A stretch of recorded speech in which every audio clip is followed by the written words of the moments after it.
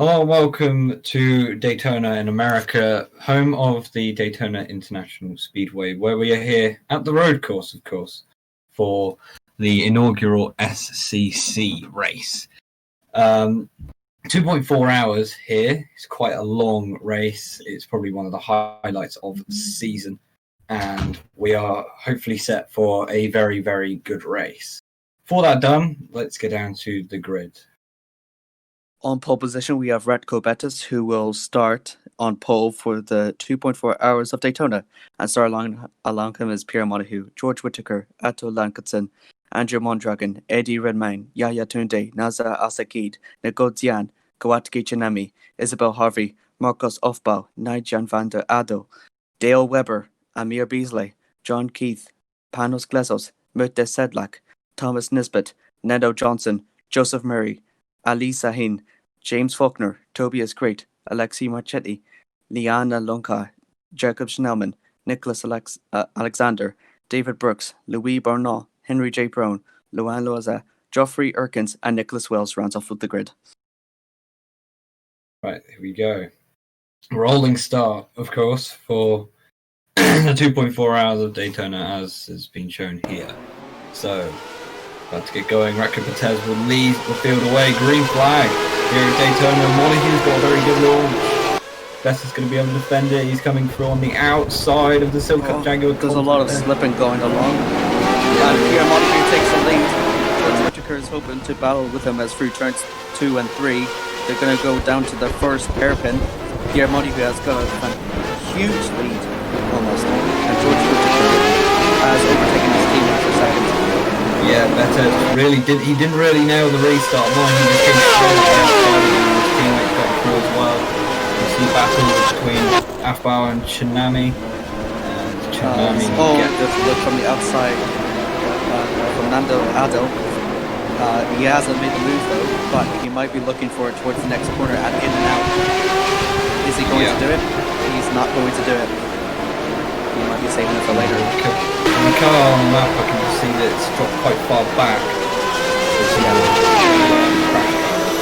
Yeah. So there's a car that's obviously been involved. I'd assume, considering we haven't seen it, it's probably one of the DRM cars, as this is George Whittaker, as Henry J. Brown. Henry J. Brown has got damage. What happened to him? I think it probably would be first corner. Yeah, it is, first corner. On the inside. And he's collected Wells as well, so Wells with my damage. Nicholas Wells. Really poor luck. He tried getting in the middle of David Brooks, and then there was just nowhere for him to go. Yeah, it was a bit of a silly one there. He was just going straight for the wall. So Henry J. Brown with damage. Nicholas Wells also damage. The good thing about the 2.4 hours is that they've got alternate strategies, so that they won't be last all the time. Yeah. There's been a crash at the on the track. Sedlak, I think. Sedlak is. So he's in one of the Group C cars. There's Great and there's Marchetti. As well. So have both of them just spun? So what's happened to Sedlak? He dropped it on his own, or has he come together with another one of the Group C cars? I think he might have come together with. He's come together with Nisbet in the Silk Cut Jaguar. So it's just a misjudgment from him. Yeah. So that was quite a bad move there. And then I think it was Ofbau and Marchetti as well. Marchetti. Yeah. So drama already on the first lap here at the 2.4 hours of Daytona.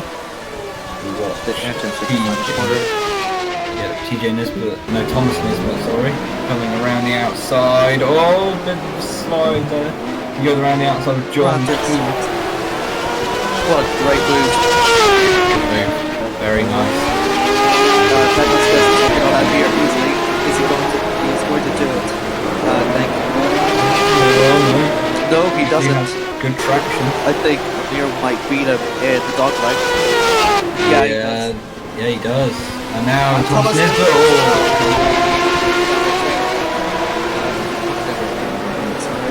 Oh no, he does. Thomas Nisbet. What a move. Yeah, two great moves in this lap. Thomas Nisbet making his way up the field. Beautiful purple and white silk cut Jaguar. Look up the field. And we see there's Whitaker as Montague's gotten away. Whitaker and Betters side by side. Is he going to do it? Yes, he has. Betters has over. Oh no, there's someone else. Oh, that's Tunde. I think he's out of the race. I think it was a brake failure. Yeah, it is. Well, great. I think it is a brake failure. Just opts to cut the corner, avoid crashing into the back of someone. But Tunde already out. And that is incredibly disappointing. Great call up there. Yeah, look at this. This is Synod lag. Oh, that is how much faster the Group C car is compared to the. I think there's a yellow flag, and of course that's for Tunde. Very bad place.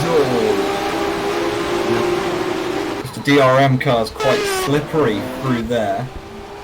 Let's look at this. Oh, this is Henry J. Brown. Is he going to come out in front of Pierre Montague? I think he is. Only just. So already we've got lap cars, and they're going to catch him at a rate of knots due to the different classes. So Pierre Montague has a bit of a headache in the early parts of this 2.4 hour of the Daytona. Hopefully the Portuguese driver will make way as quickly as possible for Pierre Montague. He doesn't want to lose all that lead he did on the first two laps. Yeah, yeah, that's just the difference in classes. It shouldn't be that hard. I think the Jaguars are by the chicane because of the sheer speed of the Group C cars. Yeah, DRM cars are fast, however, he has better as well. So Pierre Montague's lead has been reduced by a little due to traffic. Yeah, not much. There you go. There's the last of the Group C fielders. Look at that. That's Harvey down the inside. And off well as well. Oh, no. And another car off. As well. James, I think. Yeah, he's just gone in. Oh, and it's the two Minnesota Toyotas that have come together. And there's someone in the background as well. There was Glazos. So Redmayne came together with Mondragon. Mondragon went for a move. Redmayne turning in, or was it Mondragon squeezing? Oh, it was Redmayne went up the back of Mondragon. It was Robert in the back of him in the chicane. Oh yeah, well, to be honest, I'd say that's probably more on Redmayne. He was behind, and he just nudged into the back of Mondragon. Lucky that Mondragon didn't spin himself. But yeah, here we go. I would agree. So this is Joseph Murray. This is Nino Johnson. Sauber.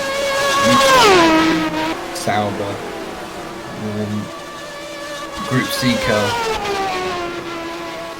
Thomas Nisbet now. Is he gonna go? Oh, there's a yellow flag. Oh dear. I think there's Mondragon being involved in another problem. Oh, he's been hit by Henry J. Brown. What was he doing? Oh no. Oh, and he's collected the rest of the pack as well.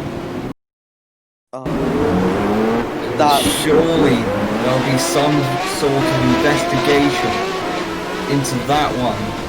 But now he's holding up House to Key as well. But my God, Henry J. Brown, you able to just explain penalties? To be honest, I don't know either. Tsunami, I think, was caught by Brown spinning as this is Nicholson with a beating back. He covers off Betters, and then covers off Whitaker, sorry. Betters goes back past, and Laxman, Wells is in the middle of the road here. Laxman, yeah. Laxman is Yeah, Whitaker now goes through. Is Laxman going to follow him through? He needs to be careful. It's you.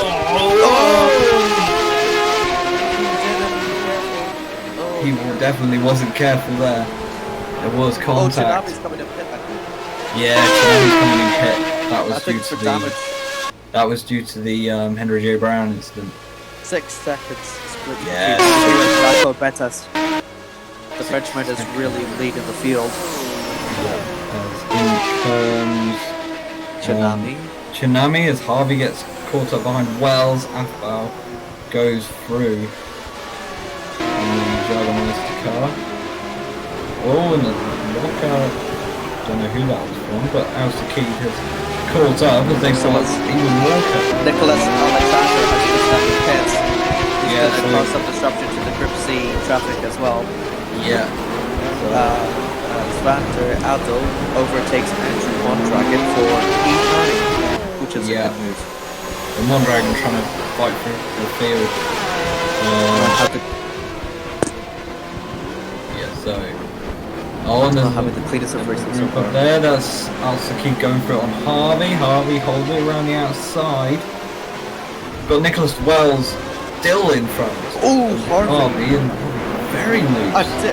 And Dale Weber behind. Yeah, Dale Weber as well. Yeah, Weber's going to get a lovely slipstream off of Harvey. Through the oval part and towards the chicane, gets ahead of Al-Sakid. Weber might now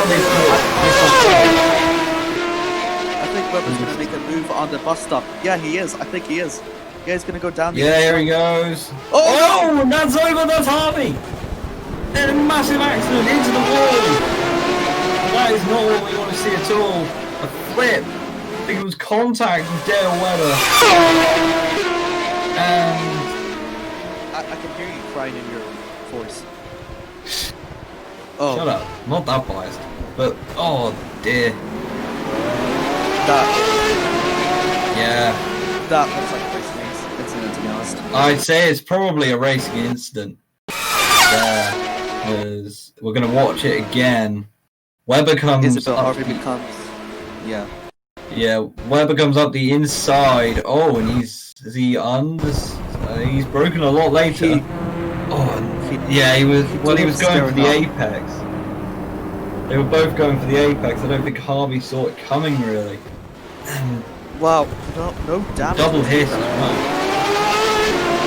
There's no debris between them. Can Harvey get out? That's the question. Well, it might take a little while. Oh, there you go. She's found reverse.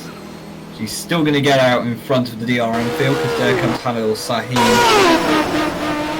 Now, the question I have is, will Isabel Harvey become 2.4 hours of Daytona's Jacob Snellman? Oh God! Oh no, that's not something that you want to be. Oh, that's there's someone has slipped. It's Keith. Oh yeah, it is. Keith goes through cuts off. Bless us. Wait, there. So it's Beasley down the inside. Going on Nico, before. Yeah. One thing I am seeing a potential incident in is these DRM cars, because they're so much slower, they brake so much later into the first corner. We saw it with Henry J. Brown into the back of, I believe it was Andrew Mondragon earlier, a couple of laps ago. Just completely, such late braking due to the lower speeds. Yeah, Thomas Nisbet has gained 6 places within 2 laps. Yeah, he's really gaining. Thomas Nisbet really displaying the speed of that shortcut Jaguar, which he couldn't in qualifying. But he'll be absolutely angling to be up the front of his teammates in the coming races of this season. So that's Dale Weber now lapping before Wells.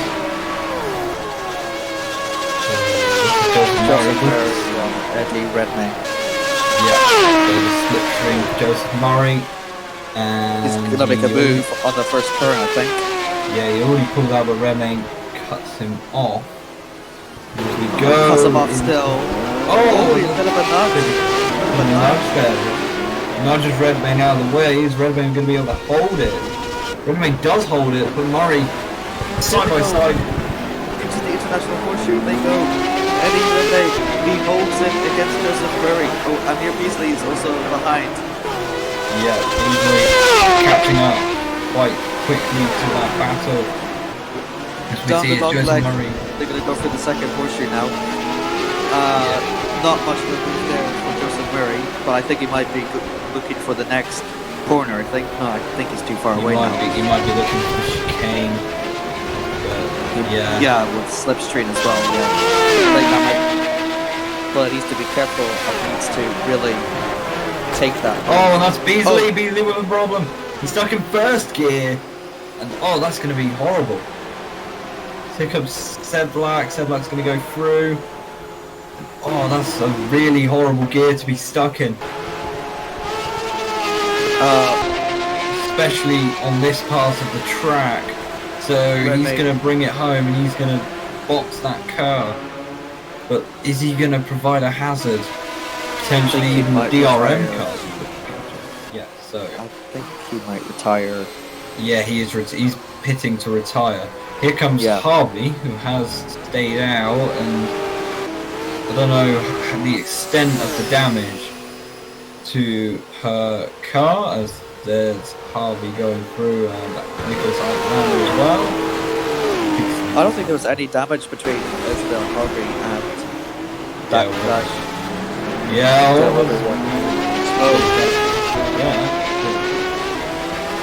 think we need to worry about that. As Panos Glazos works to try and get back up the field. He's still behind Eddie Redmayne. Didn't make that move on the chicane like we predicted, and Redmayne is actually pulling away from Joseph Murray. So I don't think he will make it anytime soon. Yeah, I think there's another DRM car. Yeah, just in front. I'm not 100% sure, but I did think I. Oh yeah, no, there isn't. That's nearly 3 wide into the chicane. That is not going to work. Leno Johnson is under pressure from Thomas Nisbet. He has done very well for those 7 laps. Climbed his way up the field, and he's looking to take more positions as well. Really show what that drugger can do. He's going to make a move for the first corner, I believe. No, he's not. He's going to try and go around the outside. He doesn't make it. He's still looking for it though. Oh, and it's a touch from behind of Leno Johnson. And they're side by side for turn 2. Oh no! He's in wide. Johnson late braking. Oh, they're still side by side. Oh my god. Yeah, I think he might just have it. Is Thomas Nisbet? Yep, he outdrags him. And moves up into 9th place. So very good. Nazif Al-Sakid is next on Thomas Nisbet's list to overtake. Yeah.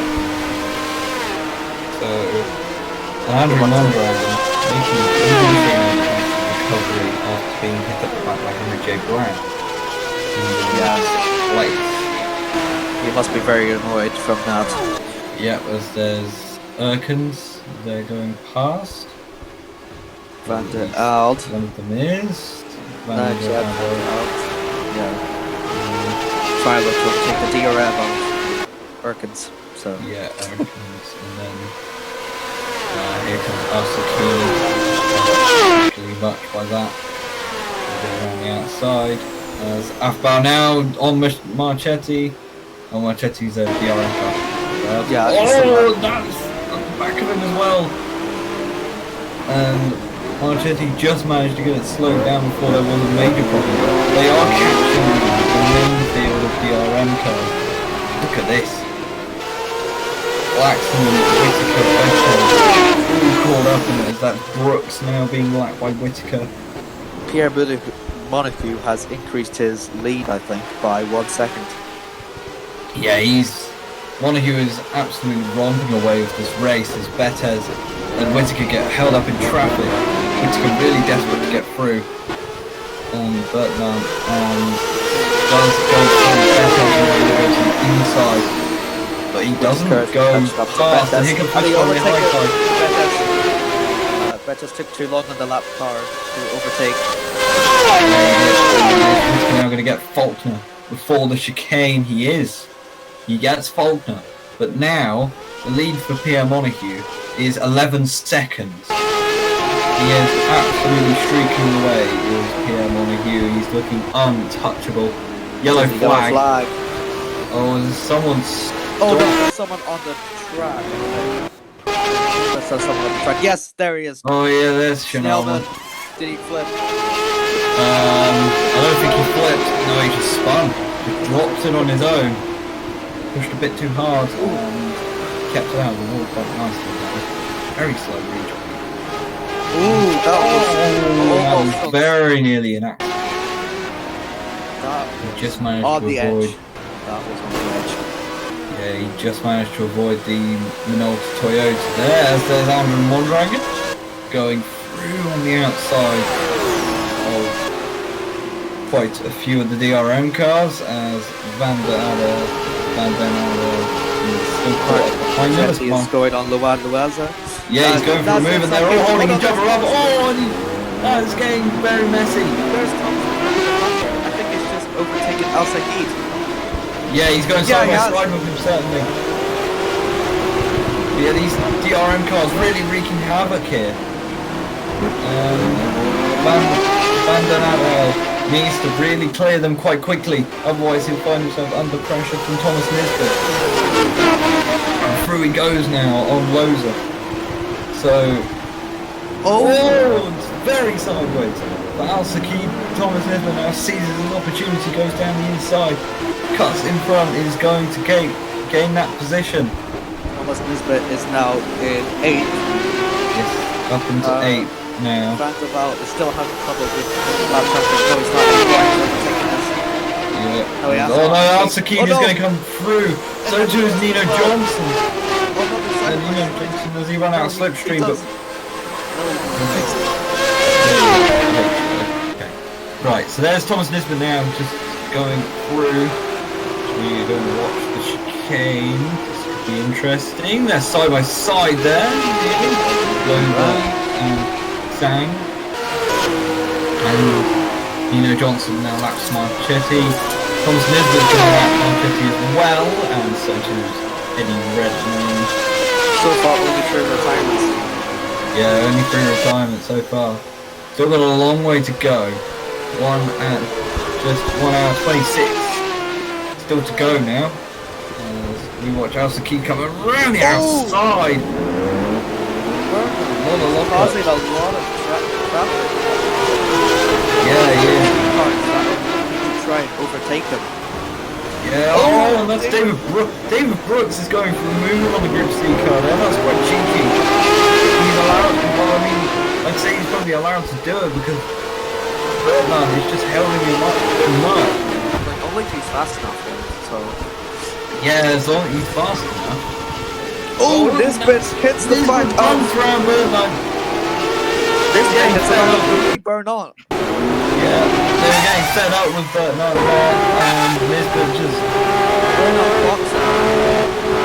He was going away. Oh yeah, and then Nisbet just... turned onto him. Yeah, Nisbet just moved on went clean into the back of it. That's not really. Well, you could call it unacceptable, but it's... And they're all just kind of barging around the lane. Ed Redmayne does the same, Nino Johnson behind as well, Redmayne, Johnson, Lagos, and Dale Weber as well.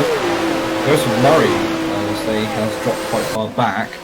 There he is, just there, in Sauber. Oh, he's very close there.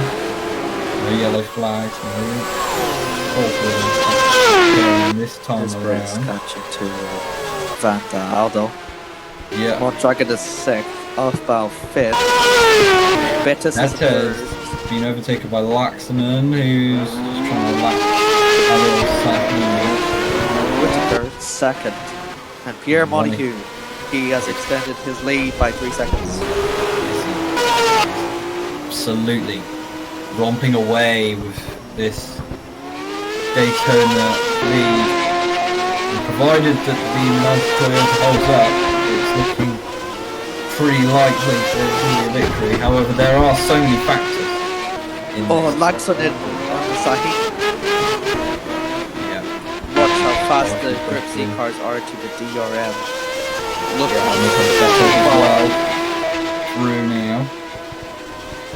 You know, like there's so many factors in winning an endurance race. You've got to factor in the pit stops, the lap cars. You've got to factor in the possibility of a reliability issue as well. As that's Erkin's pitting. Is that a regular scheduled pit stop? I think. I think it's scheduled. Yeah. So there's a lot of Louis Barrat, Al Salhi. So yeah, it's all just the DRM cars now. Yeah, I think all the DRM cars. Well, it will loosen it up for some. For others, it will. Wow. Yeah, Keith's sideways there, and look at this. He's already caught up to Dale Weber as well. Yeah, Weber being held up by Faulkner. Here comes Keith. Keith's got such a run out of the chicane, and he doesn't quite pull alongside Dale Weber. However, he's got a brilliant run. Still has the slipstream. I think might do on the inside at turn 1, but I think the AI line might be on the outside. No, he does. Yeah. He does go on the inside. He does go on the inside, but because of he's now going to switch to the outside. And is he going to go for it? No, he tucks back in very sideways there. Panos Glezos. Turn 2, turn 3. Down to the horseshoe now. Here comes John. Yeah, here comes. Just sticks his nose in. I thought there was going to be a spin there for Dale Weber, however. Yeah, that was very nearly close. It was right on that quarter panel as well, rear tyre as well. Yeah, they go in down to the next corner. Not moved yet, but they'll do it in a loud though. Yeah, as we look on the mini-map, there's all the DRM cars in the pit lane. I don't know whether there might be a few DRM cars that re-emerge in the leaders battle, which could really impact that. Pierre Montague is Sedlak is going to pit, so I think it's a scheduled pit. Issue. So he is going in for a scheduled pit stop at Al Sahin. Oh my god! Just cutting him off. Sahin, of course, is class leader at the moment. David Brooks. So he's having his pit stop at the minute. Yes, he is. There goes. And here comes Whittaker as well. So we're seeing Group C cars pitting, as well as the Pierre Montague is going to be pitting, Laxman pitting. This could be a great pit stop opportunity for George Whittaker. Better pitting someone as well. He's got all that traffic to navigate though, so we don't know if the undercut might actually work. Yeah. So, yeah, both of the leading Silk Jaguars, Bettis and Whittaker, come into the pit lane to get new tyres, more fuel. Thomas Nisbet must be on a different strategy in the team's books. Yeah, I'd say they probably fueled him longer to be able to go for it more and try get his way up the field of Montague. We're going to watch Pierre Montague. We're going to watch. So let's see what Nismo has in store for Montague's strategy. Yeah, the Minolta Toyota. The Frenchman has done an amazing job so far. Yes, he has. He's in the pit lane now. Not bad for somebody who drives an Lexus. Montague, low fuel. Laxman will also be in the pit. Is Aufbau going to the pits as well? I think Aufbau is coming into the pit lane. So you've got Montague in, Laxman in, Aufbau in, Mondragon is also in, Al-Sakid is going to be in. Thomas Nisbet as well. He's going to go in. Yeah. So only running in 1 lap later, Silk Cut Jaguar, and then Zhang Johnson. Dale Weber, John Group Keith, Joseph detail. Murray, Isabel Yeah, Harvey is going to pit as well. Yeah. So where is This bit is off. is Montague is already off. Now we're And second so place. I think he will inherit the race lead as there is. There's David Brooks. There's Here, David Montague, Brooks. Yeah, in go the for the DRM car. pit. He's going to re-emerge right in front of Pierre Montague. Now, where are the Jaguars? Montague re-emerges in a very comfortable lead. There's There goes Whittaker. So Where is Whittaker Betters? is. Where is Betters? Whittaker is second. Betters just There's coming Betters. through now. It's going to be Betters close. has lost. Waxman. Betters has lost the position, I think. Yes, Tsunami had a very good. Had Tsunami even pitted? I don't think Tsunami's pitted. That would probably be why Betters has lost that position. But crucially, for Jaguars, they've gone out in front of Laxman. Now, I believe Laxman was quite close to them. They've gone out decently comfortably in front of Laxman, so pitting 1 lap earlier and just running that risk. Snellman looking for a move from Marchetti for 27th. They slide. Yeah, they drift through that chicane. You'd think it would be from Tokyo Drift or something. Overused joke, I know. The sun is starting to set now, so we're really going to get that Japanese night light. Oh yeah, Tsunami pits early with damage, which is insane. So that's expected, yeah. Incredibly broken. Nicholas Alexander is going to pit. Yeah, so Alexander pitting. I think Alexander was in early with damage as well. Yeah, Tobias Great is going to pit. Yeah, But Harvey and I think it was Weber as well. They didn't have any damage, so they were normal They still strategies. far behind the rest of the group to see field. Yeah. Thomas Nisbet, I think he's dropped some places due to that pit strategy. Yeah. So, Points just have done. So Laxman for Betters. No, Betters in fourth, sorry. Schnellman. In the DRM. Yes, it is Schnellman and Marchetti that battle we were just watching. he's got a lot of trouble to do, or overtakes to make. A lot of trouble. Yeah. He's got a lot of trouble to deal with, probably the words, but yeah, so... That was easy. What brilliant from Pierre Montague, who leads by a very, very long way in the early stages, or what you'd call early stages, 2.4 hours. And there's Mondragon.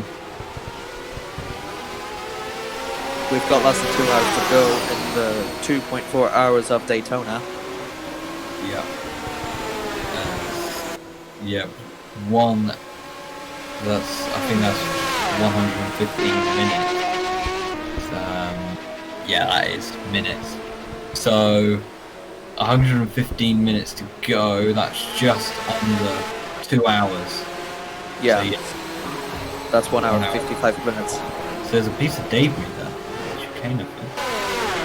I don't think there is. I think there was a little bit. I'm not sure. I saw it. Must be from the DRM car, I think. Probably from a DRM car of some sort. Yeah. Schnellman. Schnellman's been in. Damage? Might be damage. Might be damage he has for... Yeah. Oh, yeah, that was a piece of debris I saw. Marchetti. That's the one.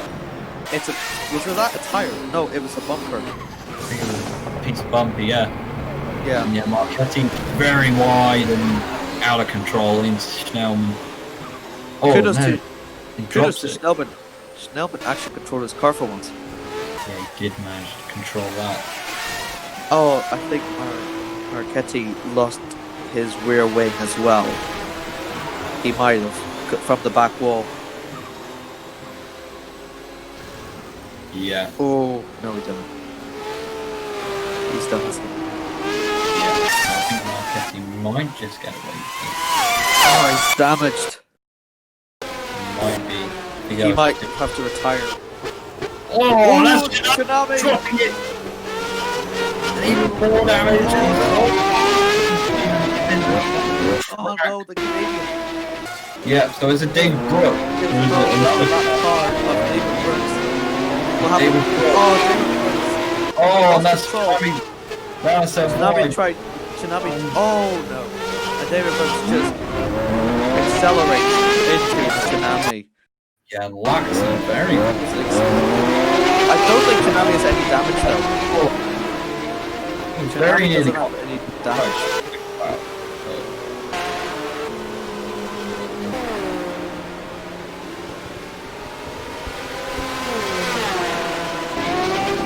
Alright. Tsunami didn't lose a lot of positions though for a damage as big as that. She has only dropped 4 places. But due to the alternate pit strategy, I think she will be able to get back up soon. As she's going to try and get a move on actually Mondragon. Mondragon has been doing a pretty good race since the earlier incidents. Lap 3, I believe. Yeah, it was very early. It was his teammate, Redmayne, I believe. Yeah, it was Eddie. No.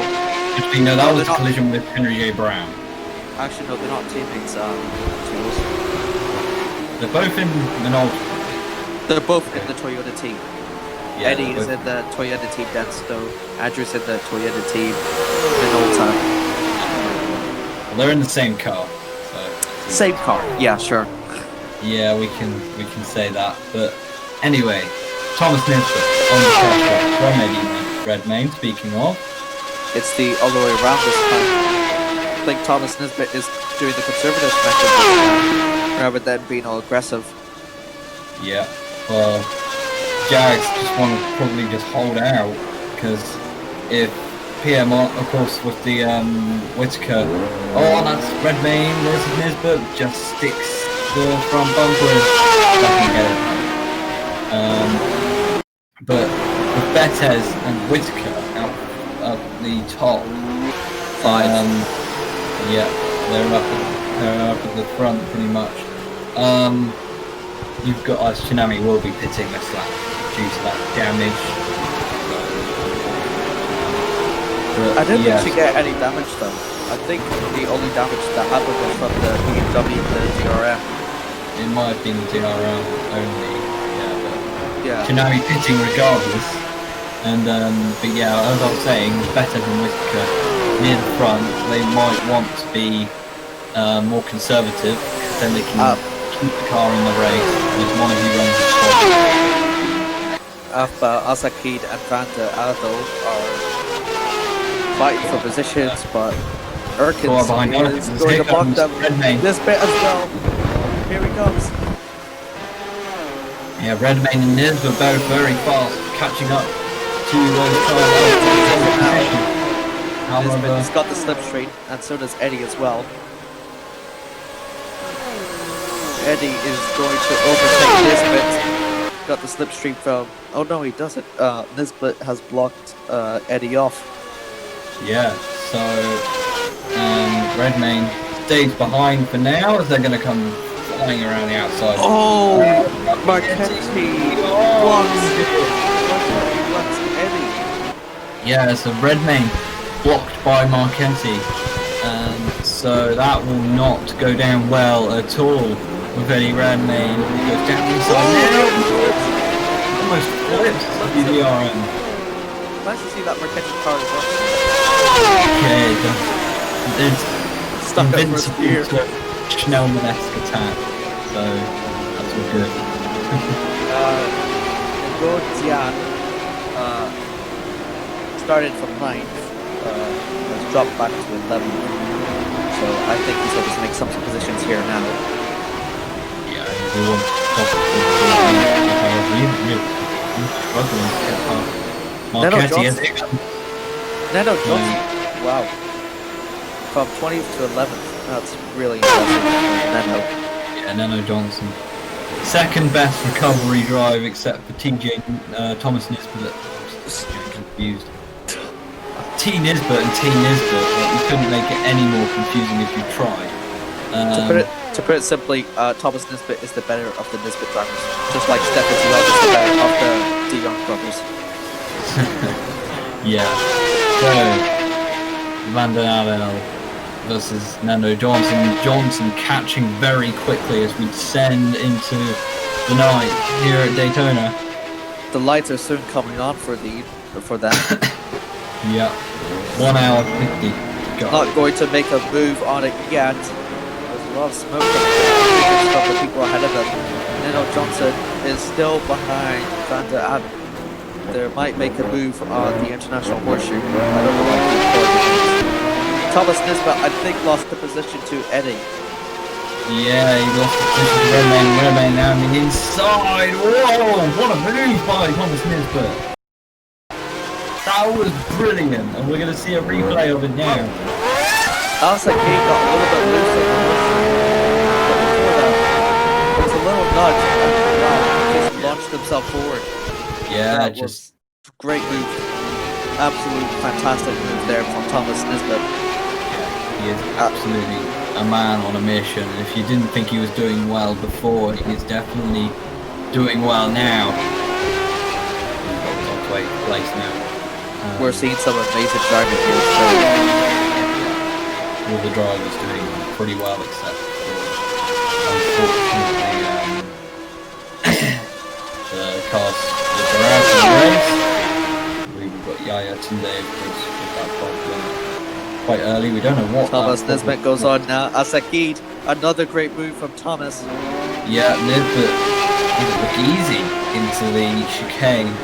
Really coming alive now. Look at that lead he has over Asakid. It's just 2 corners. Yeah, Nisbet really making a recovery. Athbao now. 5 seconds down the road as he goes ahead of Loza, so there's more DRM cars with Andrew Marco Bettis is smoking. Marco Bettis is smoking. Yeah, Bettis the smoke and it's not... a hard break for the Silk Cut Jaguar team. Yeah, one of their drivers is smoking. I think he's going to retire. He has to retire. Smoking and certainly not the good for the brand smoke. The Bettis trying... David Brooks is having a whiff of that Jaguar smoke. I just came here to say that Toodles is Hitler. What? Right, Phil Bettis is... Well, he's in 3rd, which is pretty good. Oh! Yeah, there's a yellow flag. Bit of a... Yeah, yellow flag. There's a bit of a caution. I think it's Nisbet, yeah. Did he get He come together with Athbao. Yeah, he must have. You come on the outside and like hit the back of him. Thomas Nisbet is the Mong. So he tried to Thomas Nisbet goes full TJ. Yeah, there you go. Well, yeah, he was just he's been ambitious, however that was just one move too ambitious as a result. Oh dear. Yeah. So well, we thought he was doing so well, he then pushes himself like 3 places back now. He pushed a bit too hard now, he's got all the way off Al-Sakid is looking at move at Andrew outside of the Radko Bettis is still running from that smoke. Oh, the yellow! There is a yellow flag down there. There he is. That's the DRM car. I think it is Jacob Snellman, I think it is. Oh, it's James It's James Faulkner. Faulkner was running in 2nd in class, I believe, and he broken the front bumper. I think he got hit from behind. No! Oh, did he hit into the wall? Yeah, he did. Oh, it was Laxman. Atto Laxman. I think it pushed him. Laxman, whatever. I think it pushed. Yeah, he pushed him. No, not pushed him. It was just bad contact. Yeah, it was just a bad angle, really. Sent Faulkner straight into the wall. Like, he was turning in, and then he wasn't expected to turn in so light. And then, yeah, there was nothing really much either driver could do.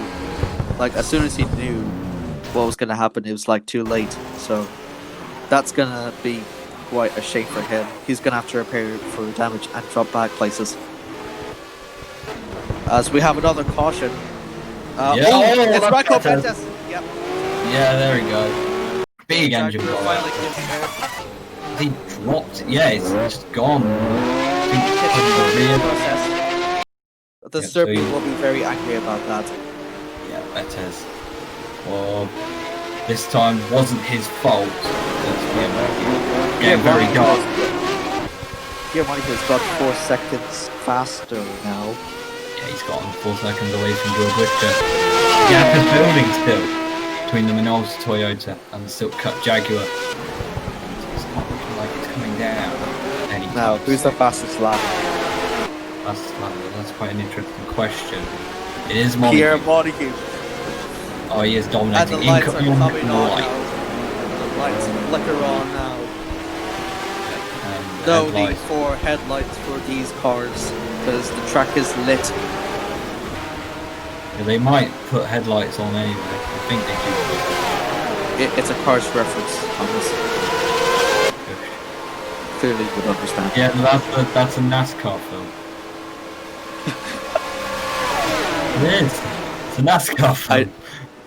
It You don't applies need to headlights American. in NASCAR, but anyway. Eddie Red Redmayne Lane. is making on as Sakid for Yeah, Brew. 5th place. He makes it. Yeah, and now Afbal's dropped some places. I think he was 5th at the time before these guys come into play. Now he has to defend from Negotia. Yeah, but he's caught up to Al Saki, so here we go into the first corner. Are there going to be any moves? Who will or make is that it- move on who? Oh my god, there's so. Oh. Louis. BRM car as well. I think it's nearly spun it. Louis Lunka. Oh, sorry, Luan Lunka. Yeah. Sorry, Long- sorry. No, I'm wrong. It's Luan. For God's sake. Long car. Yeah, Yeah. long car. Lunka Getting is in the going lane. to cause some friction for this fight for 5th place. Yeah, They here comes run away with it. Al Saki. Gone out the side, Afbal looking to pass Al Sakid, but got blocked by the DRM car. But Afbal manages to make a run away for it. He takes 6th place. And Gautier and Al Sakid, they collide, they touch. As they go onto the oval, Gautier has the inside line. Al Sakid, oh, they're side by side. Yeah, they are side by side. Is going to make an out. Is going to make an outside move, or is? Oh no! Oh no! Makes sense. I think Asaki, Asaki got blocked by the DRM. Yeah, so he's trying to make a move, and then he realized of the lapped car, and then Yes. So here we go, Thomas once again back in play. Now in 9th place, going for Johnson and Zhang. 7th place. Nisbet needs to start making stupid mistakes if he really wants to get top 3 with his teammate George Whitaker. Yeah, George Whitaker is up there. So here we go, Zhang and Johnson side by side. Thomas Nisbet as well comes in involved. They're side by side. Nisbet could get them if they squabble enough. Johnson gets through. He needs to make a move on the Vietnamese driver sooner or later. Yes, he does. Quicker, preferably. Yeah, he is. Very close to the back of that car. Dale Weber is doing a good recovery drive. I wonder where Isabel Harvey is. Yeah, Harvey. Well, Harvey came off obviously worse. Yeah, but Harvey had a flip. It's pretty good that she is still running to this day. Very minimal damage caused by the crash.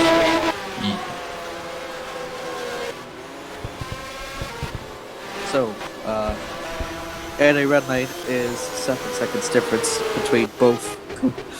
George Whitaker is having problems with Tobias Great. Pierre Montague is 16 seconds ahead. So he has extended his lead by 2 seconds. George Whitaker is still looking to catch up, but due to the traffic, I don't think he will and the field is starting to become more spread out, as I think the top three looks definite for sure, unless if one of those three have a reliability issue. Sedlak comes up to 10th. That's pretty good for him. He started in 18th at the start of the race, so very good for him to make up so good positions. And he's looking to chase down Thomas Nisbet, who's also looking to fight his way up the field as well. So that will be a very interesting battle to see. Asaki is currently in 11th, and behind him is Van der Adel and Dale Webber. Dale Webber is still looking for his recovery drive. So that will be another interesting battle to see as Dale Webber tries to go to the inside of Van der Adel. He already has catched up. Yeah, he's already caught up. As Al-Saqib defends. No, he isn't going to make a move. Maybe into the chicane. He's got a decent drop onto the oval. Dale Webber now defends from Panos Gleisos.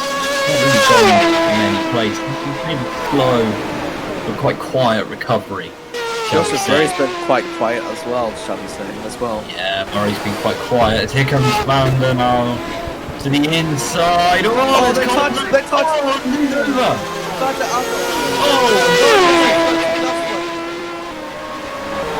Oh! So another push to the chicane. We'll see a replay of it. What? Damn. Okay. Yep. I think it's the same situation like Isabel Harvey as well. Except it's the opposite as well. Yeah, it is, but it's just the inside car comes off a lot worse this time. Oh, that. Yeah, and then he kept it out of the wall, then it flips over again. Yeah. It's another racing accident. And he's got to watch out for Harvey as well. Harvey gets out of the way there. Manages to avoid any collision. Harvey can cheer up now. She is now not only the only flipped car now, there's two now, but she's also the fastest of the two. Yeah, but a reminder that Nissan has the worst reliability from the scene there. I don't remember what cars are Nissan. Thank you very much, Dr. Seawolf. Pierre I think it is, yeah. 3 seconds now. Still lightly so far ahead leader, of the pack. Yeah, the Montague is Nissan. So oh yeah, Montague is in the only Nissan team. Yeah, only Nissan team we can see. And there's no Nissan for DRF cars. Yeah, so, yeah. I apologise there. I was calling Toyota in the Minolta Toyota is the Nissan. Seawolf has described before the glass cannon to Group C being fast, however, very fast. However, reliability definitely not a strong point. Yeah. Well, luckily they're only running just one team in the SDC series. And Pierre Montague is the driver of that team for the number 79. So far, he's done a stellar performance, starting from second, and he has not changed position since. It's a very commanding drive from him, and I don't see anyone challenging him for a long time, unless if his car breaks down, obviously. Yeah, if his car breaks down, then it will be absolute heartbreak. Nissan and Montague. As Glazos defends from Murray, but Murray slips down the inside, a bit of contact there. There's a DRF cars thing coming out of the pits, and they're going to cause them a bit of trouble now. Yeah. I think.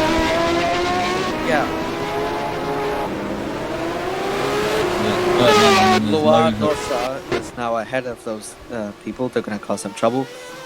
George Whittaker is still second. He has extended his lead, second place gap ahead of so Whittaker, he's pitting this lap. Where is that going to put him? Is he going to be clear air? Is he going to win the DRM? We just don't know. He might not be coming down. He might just try to undercut us. He can constantly behind Snellman. Now, this bit makes a move on Snellman, but let's have a look at Sedlak. We don't want any more problems.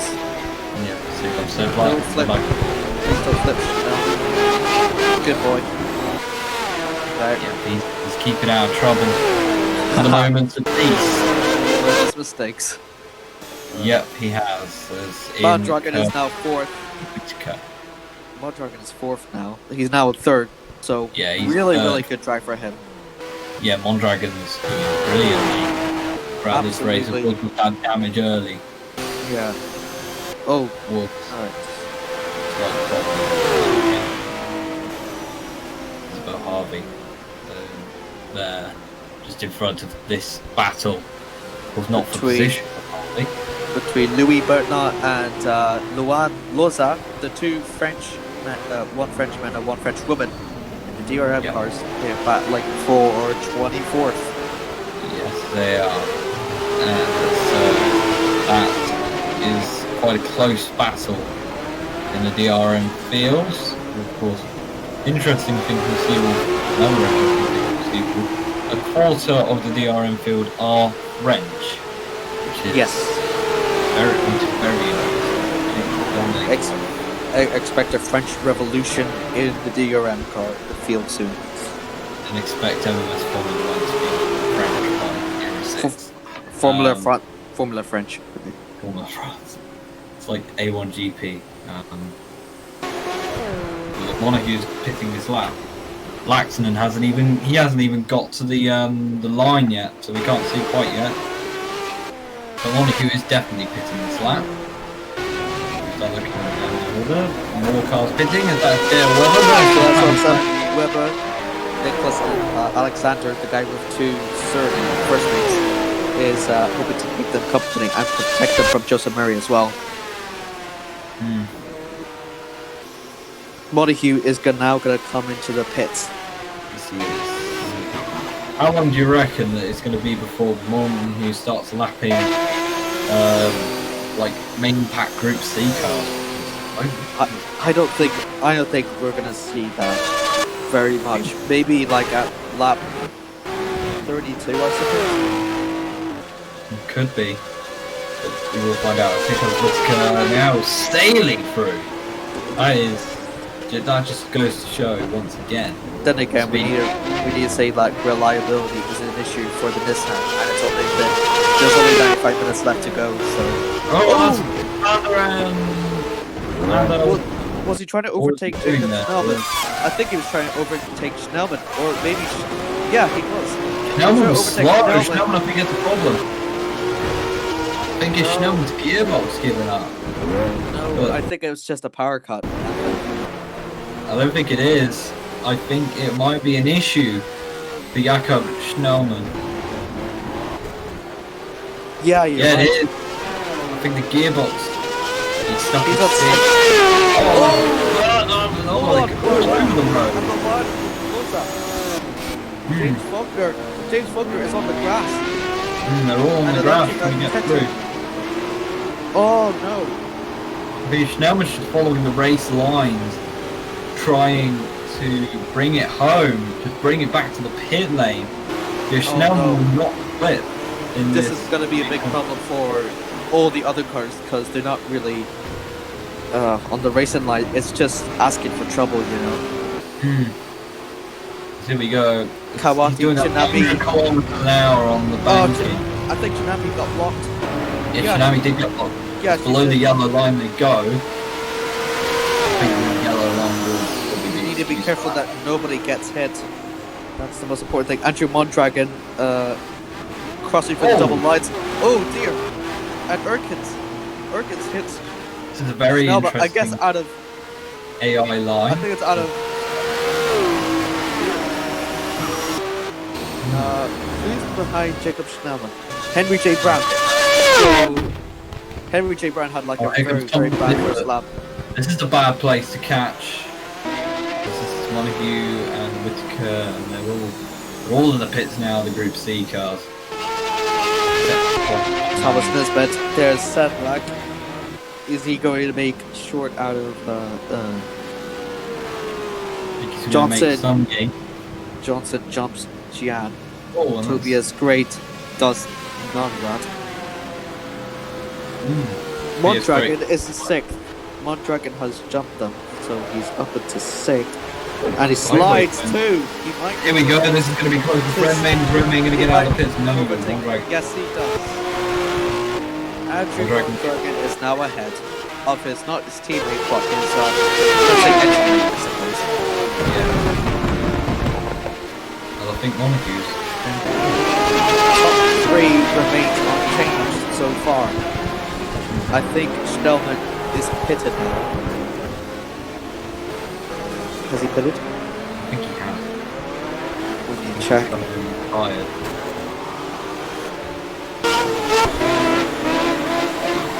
So we're watching the Group C coverage.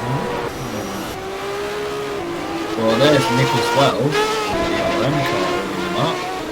Thomas Nisbet is in 7th. Andrew Mondragon as well. Harvey is 16th, so keep an eye out for her. Yeah. So Tsunami's in 4th, so that pit stop really did help her. well, Tsunami on that alternate strategy really is actually coming alive here. You're right, Because of the result, she isn't in the traffic. She's able to push hard. And she's able to make the most out of her stints.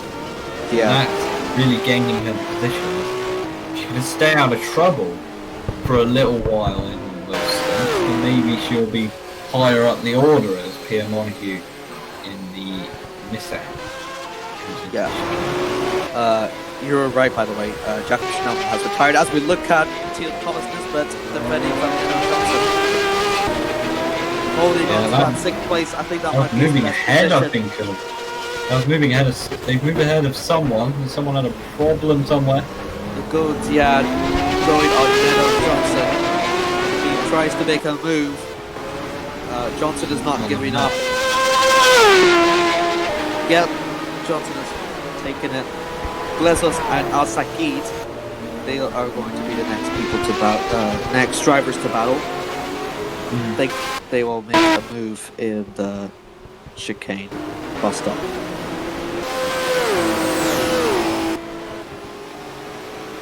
So what do you think of the race so far, Thomas? It's been very interesting actually. We've had, of course, a different strategy from Tsunami, the alternate strategy, of course, for no fault of our own with that crash early.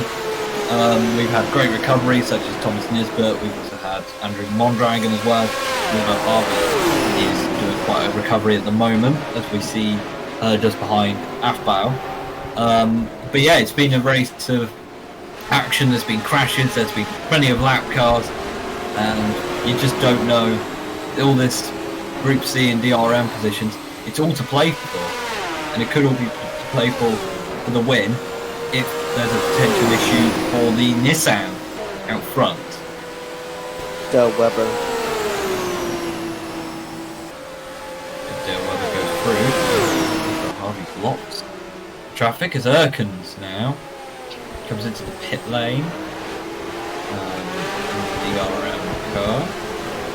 There's Eddie Redmayne. I think can we have a look at a replay of something? Eddie Redmayne, because I think he's had a problem. He was in front of Thomas Nisbet. No, not here, but like further back, because he was in front of Thomas Nisbet. And now he's dropped right outside the top 10. I think it's decently far back. Yeah, you're right. He must have had trouble with the lap cars. He might have had trouble with lap cars, or he might have just dropped it on his own, but we just don't know until we actually see it. There's still debris on the road. Yeah, there was some debris. He flipped. He flipped it. It was a collision with. It was a pitting car. Oh, no, it was Brooks. David Brooks, he turned into Redmayne. Redmayne. Well, he wanted to go into the pits. He wanted to go into the pits, David Brooks, and then just turns into him. Yeah, just turned in. Just trying to go into the pit lane. Redmayne was there, and it's just kind of a misunderstanding, really. That's a little definitely bit... Brooks' fault, how Redmayne didn't know that he was pitting. That's a bit stupid if you ask me, because he could have just waited. Because the car is undeniably so much faster. Yeah, he could have just like backed out. Yeah. Yeah, so that is what happened to Eddie Redmayne. That's all cleared up. Then, Like there might be an investigation after this. Haha. But yeah, so with Joseph Murray trying to catch Eddie Redmayne. So Redmayne is now the fastest flip car now. Most definitely. So look on the minimap, I don't see any. Al-Sakid is still looking to make a move on Panos Glezos. These guys have been at it for a lap now. Yeah, I think Al-Sakid is looking to make a move some point at the bus stop chicane. He's going to make a move here. No, he is not. He might make it at the first corner because he's got that slipstream behind Glezos.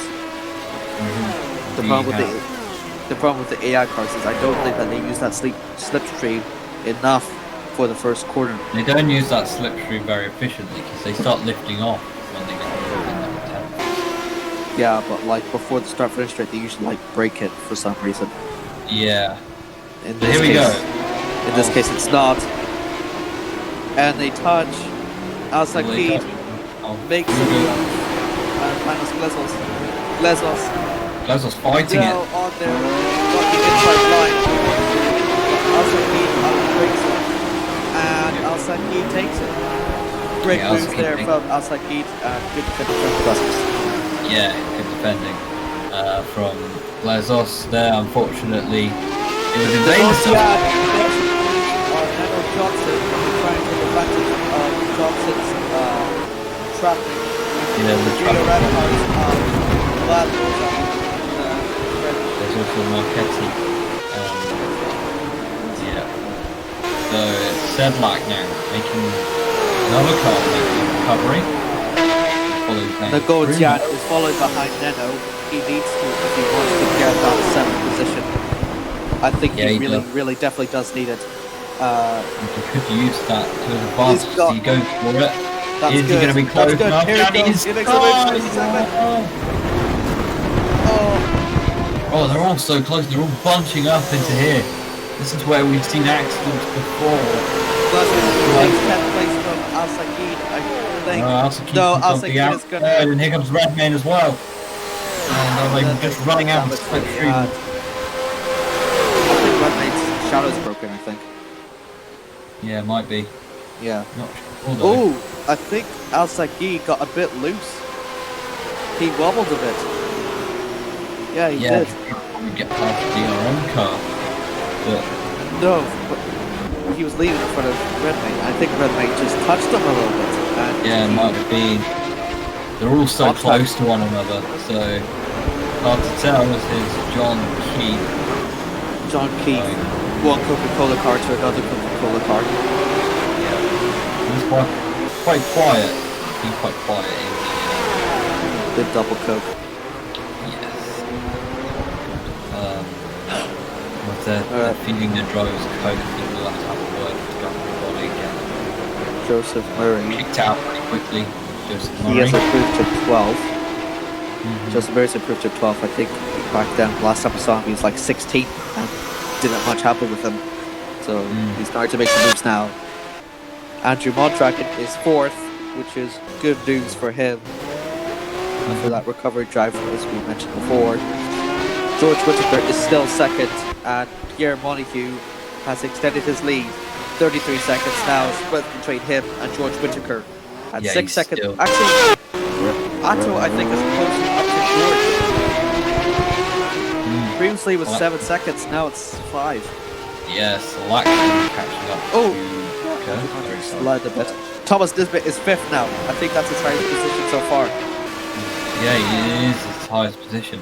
If he just stays out of trouble, then he's in great position. Here comes Eddie Redmayne to the inside of Sedlak. Oh, they're going to keep the last car. Long car just coming across. Very bad placement. There's Redmayne. He's off the road. Is he going to hold it? Oh my god, he hold it in, just in. And Eddie Redmayne might follow in behind. Yeah, He said is. like Said like nearly flip Longpath. And Eddie Redmayne is going to get hauled back by the DRM. Yep, he said like gets through. Redmayne does not, and now Sakid, and there's also Zhang and Murray on the other side. So yeah, great save there by Redmayne. It feels a little bit unnecessary. Sakid is looking for another move. I think it's definitely is. I think the person that wants to benefit from the most is Joseph Murray. He's now making his moves now. Finally, look at him! Speaking of the devil, there's made 2 moves. yeah, Zhang just cut him off a little bit, and now Blazer's just going to come back. Blocked him. Oh, and there's a side-by-side battle just in front. And that's between Redmayne and Al-Sakid. Al-Sakid has got 2 things to worry about now, Eddie and Diane. So which one is he going to go for? He's got the slipstream of Eddie Redmayne. The Vietnamese driver behind him is also looking to take 9th place away from him. Yeah, absolutely. It's so close. And they're going to go down to the first corner. They've also got the DRM of Erkins to worry about as well. DRM on the way. There's more contact. Eddie Redmayne now has to lap another DRM car. They all have to that's what Erkins means. Is the hardcore driver going to give way for them? He's not going to do that easily. Yeah, and Erkin getting in the way of them. Them off. Here comes, I think that's Glezos. Glezos on Zhang. He's going to come around the outside. Al-Sakid trying to make some time. He cut him off. It's almost. He manages to control the cart. That was a great save from Al-Sakid. It almost ruined his race. Yeah, and somehow I believe they've all stayed in the same position. So that's quite incredible, considering how close they all were and how hard they were pushing. Diane has now lost all that momentum he had between Sakid and himself due to Erkins being in the way. Joseph Murray, I think, has gained a position now from John Keith, I believe. With Keith. But, Keith just struggling to get past Erkins. But if you look on the mini-map, you can see the position number one, that is Pierre Montague, is catching up.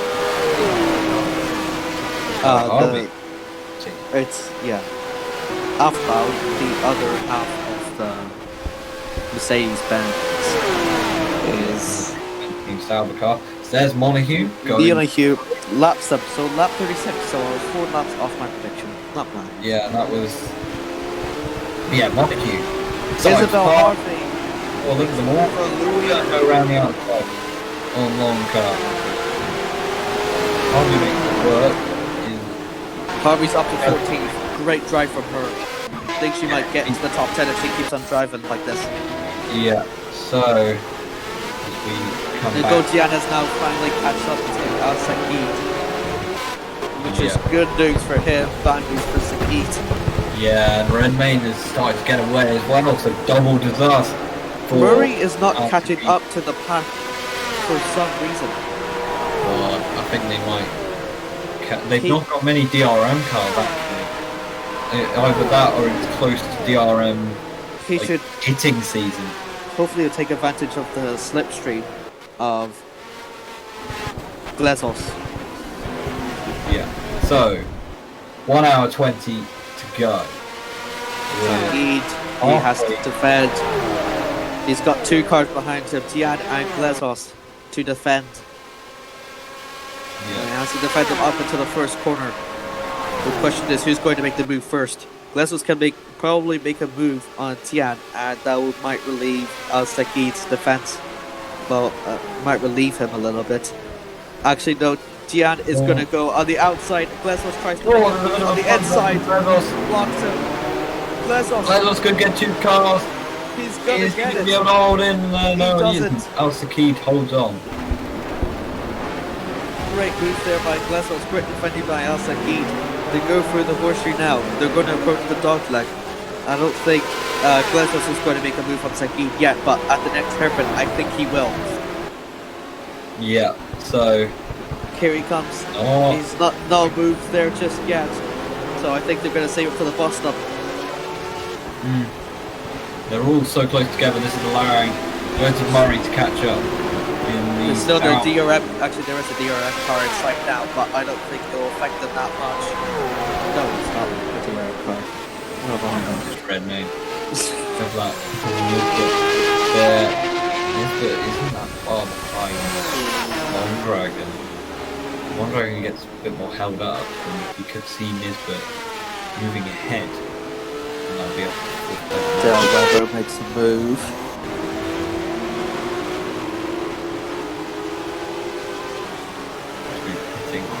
Burtnut, so it is. Louis Longcott is pitting. So pitting time to the DRMs, and this is going to really shake it up. We've got more DRM cars to lap. As they cross the line, this is Asakid, Glazos, Zhang. Glazos is hoping to look to make a move on the other car, his other target. Faulkner is going to disrupt them a little bit. Yeah. Maybe that might cost Asakid, probably. Yeah. We know that these DRM cars are known for making changes to the pack. Either drivers do not react accordingly. Yeah, and the results there. Gutian is getting held up, and Joseph Murray. Oh, and he nearly slips. Spins off the curb. Yeah, so Joseph Murray and Gutian are two of the biggest losers in that round with James Faulkner. Joseph Murray might concede a position as well to Keith. No, he won't. Keith has gained a lot of seconds there. Yeah, as they are. Keith is now going to make a move. He'll probably make a move soon. They are being caught now by Nissan quite quickly as well. I think there's less risks. There's less risks taken here at the bus stop, I think, due to the flips and the accidents that happen here. Yeah, well, everyone's probably just trying to cool down a little bit now. It's the night phase of the race. You don't want to be involved in too many accidents at the moment. Ziad has passed Glazos. Glazos got held up behind Henry J. Brown. And look at this is Murray and Keith. Oh, and Keith into the back of Murray. Well, into the back of Murray. But Keith is now catching up to Glazos. Yeah, he has. Yeah. There's the TRM or long car. So that's very good for both of them. They're going to cause a lot of pressure to the head of Glazos and Tian. Yeah. As we look ahead onto the forward, Mondragon is relaxing and quite close to Mondragon. Mondragon catched up. Yeah, Mondragon caught up. Nisbet's also gaining on Mondragon. It was 13 seconds last time I checked. It's 8 seconds now, less. I think Blackenson is conserving. Mondragon is now going on the aggressive on Thomas Nisbet. I think of his strategy, he's been driving aggressively all throughout through. That car is very good. So Jaguar will be very proud of themselves. Yeah, absolutely.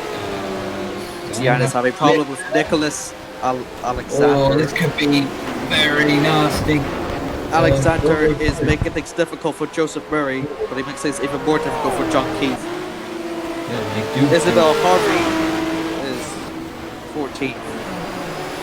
Dale Weber is 16th. Chinami is down in Chinami, who's probably made her third pit stop already. So that will be why she's so far back. But I do feel like Chinami could be potentially in the fight with Mondragon and Lax. Whitaker is having a scheduled pit stop. Yeah, once again Whitaker doing the earlier stop. Montague flies into the first corner. And Nissan is on fire at the moment, and not engine-wise, not reliability problems, just absolutely rapid. Lighting up the timing boards, absolutely flying away from every car that attempts to challenge it. It's on someone else would join. Dead. I'm back. Oh, that would be me join. Okay. Right. But yeah. Well, I thought Speed was already here. But yeah. No, I was here. It's just that I missed it for a second. That's all. Oh, okay. So there's Laxton and Mondragon in this, but the gap's starting to be bridged once again as Mondragon is caught up in the DRM cars and this is.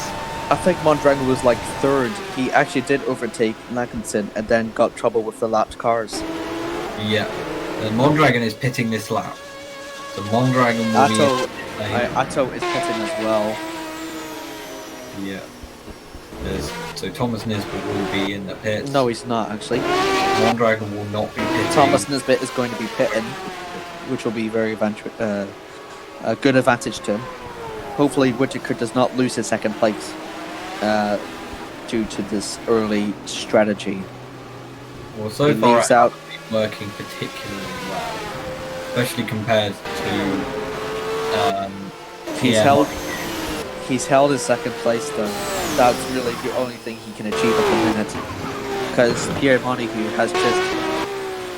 he's completely unbeatable, you know. Yeah, Montague, absolutely unbeatable. They've got to try something. That lead has extended to almost a minute between first place and second place.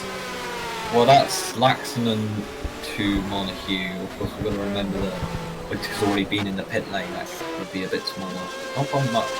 So if Mondragon gets his strategy right, he can jump Atto for third. Yeah, so here we go. Johnson versus Sedlak. Sedlak going to try into the chicane? No. Sedlak does not try into the chicane. Nano making a move. He's going to have to defend, but Henry J. Brown is there. Nano makes an easy move on there, and so does Sedlak. So that's good move from there. Mondragon, Nisbet, both pit. This could change the outcome for the race as we have over an hour left. Yeah, we do just an hour and 10 minutes to go. Just over an hour, 10 minutes. So, race is still very much to play for. There's still plenty of time for crashes, retirements, and other overtakes to pan out.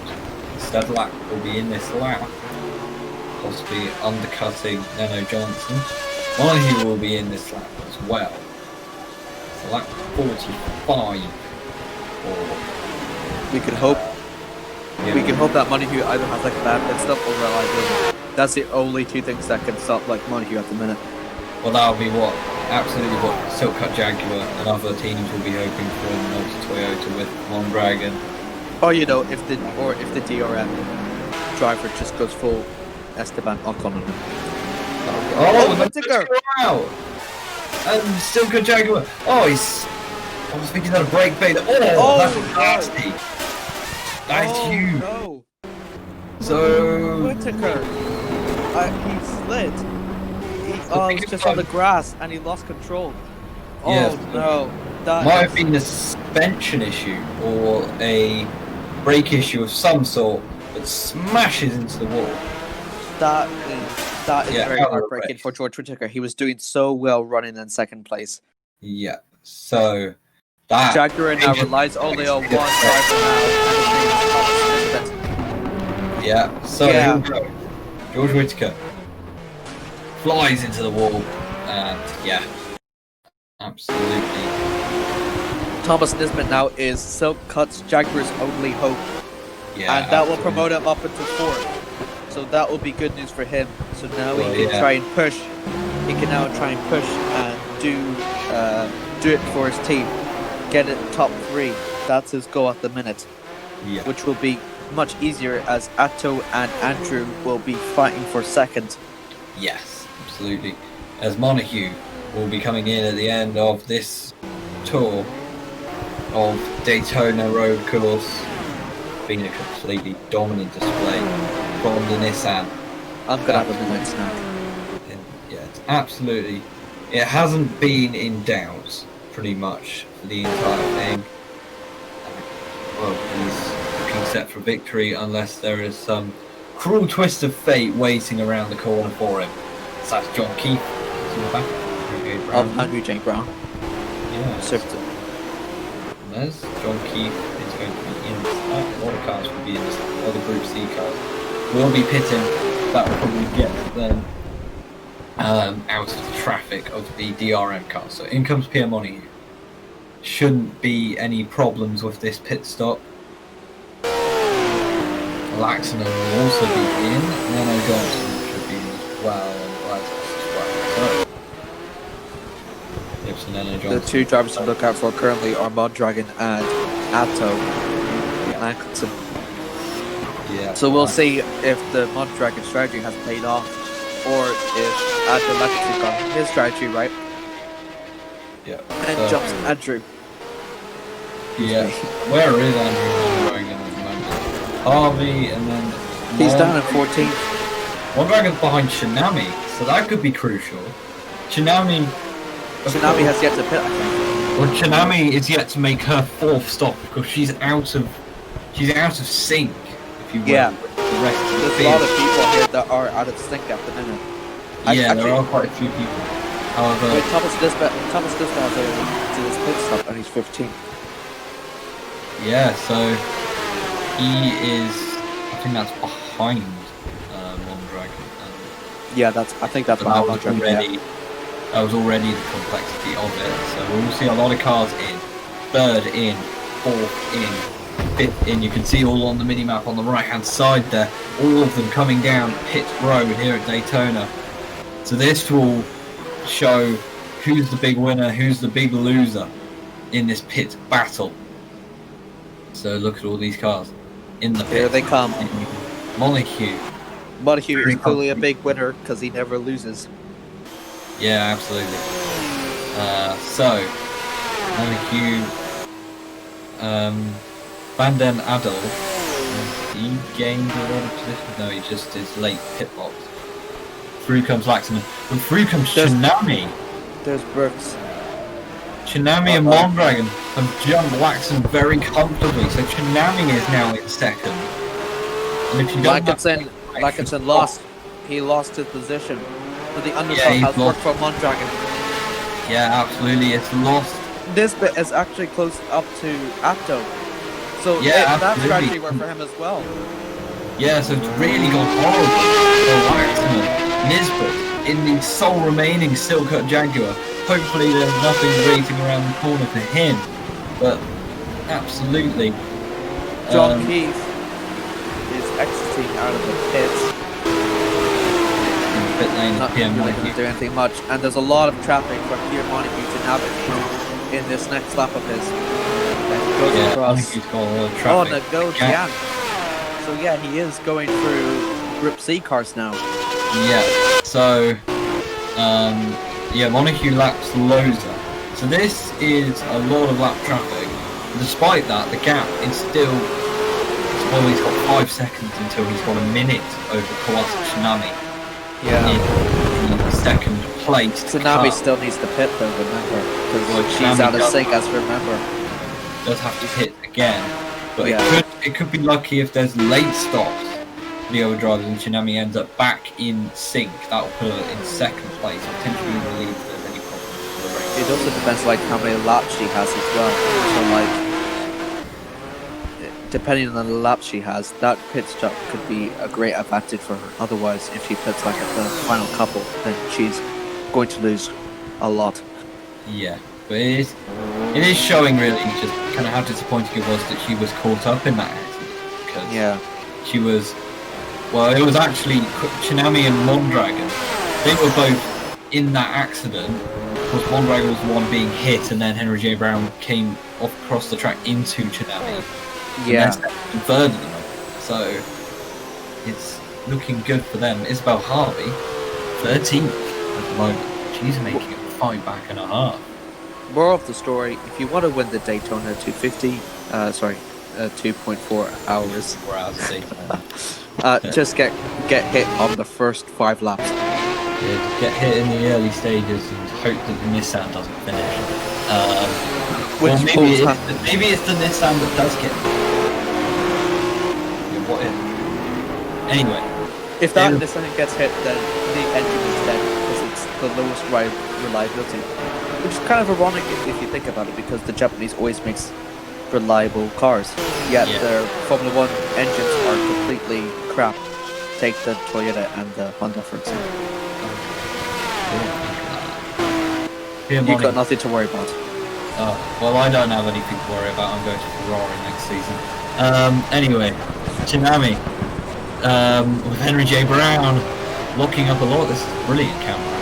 There's a lot of sliding going on, to be honest. There's a lot of power sliding in these cars.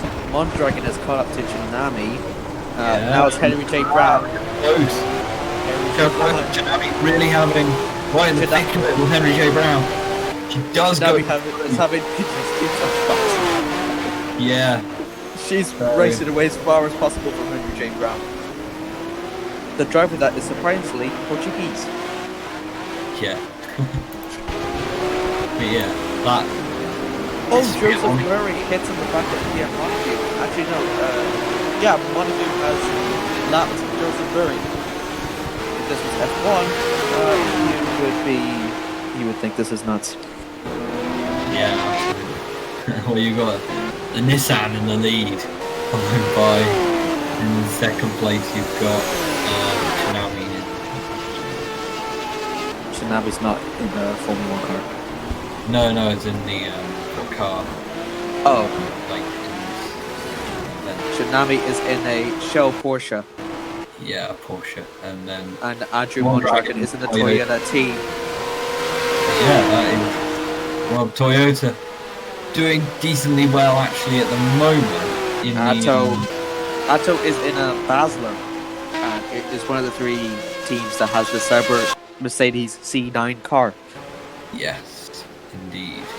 And there's actually two Sauber Mercedes cars. So the only customer team of Mercedes is the highest. It's the highest place car on the race. It's the highest Sauber Mercedes car. Hey guys, you want to perform well? Just be a customer team. Yeah, be a customer to Sauber. So here we go. Look at Sedlak. Sedlak and Johnson are 5 seconds difference. But has caught up. It was 5 seconds now. It's 2 seconds between Anto and Thomas. Mondragon is pulling away from Atto as well, I think. Yeah, so Laxman is starting to struggle. Tsunami has also pulled away from Mondragon as well. Yeah, Tsunami and Mondragon pulling away from the cars behind them. Mondragon has got an issue. He has got an issue. And disappointment for Toyota, who looked into a great chance for a podium. It's the heartbreak for Mondragon.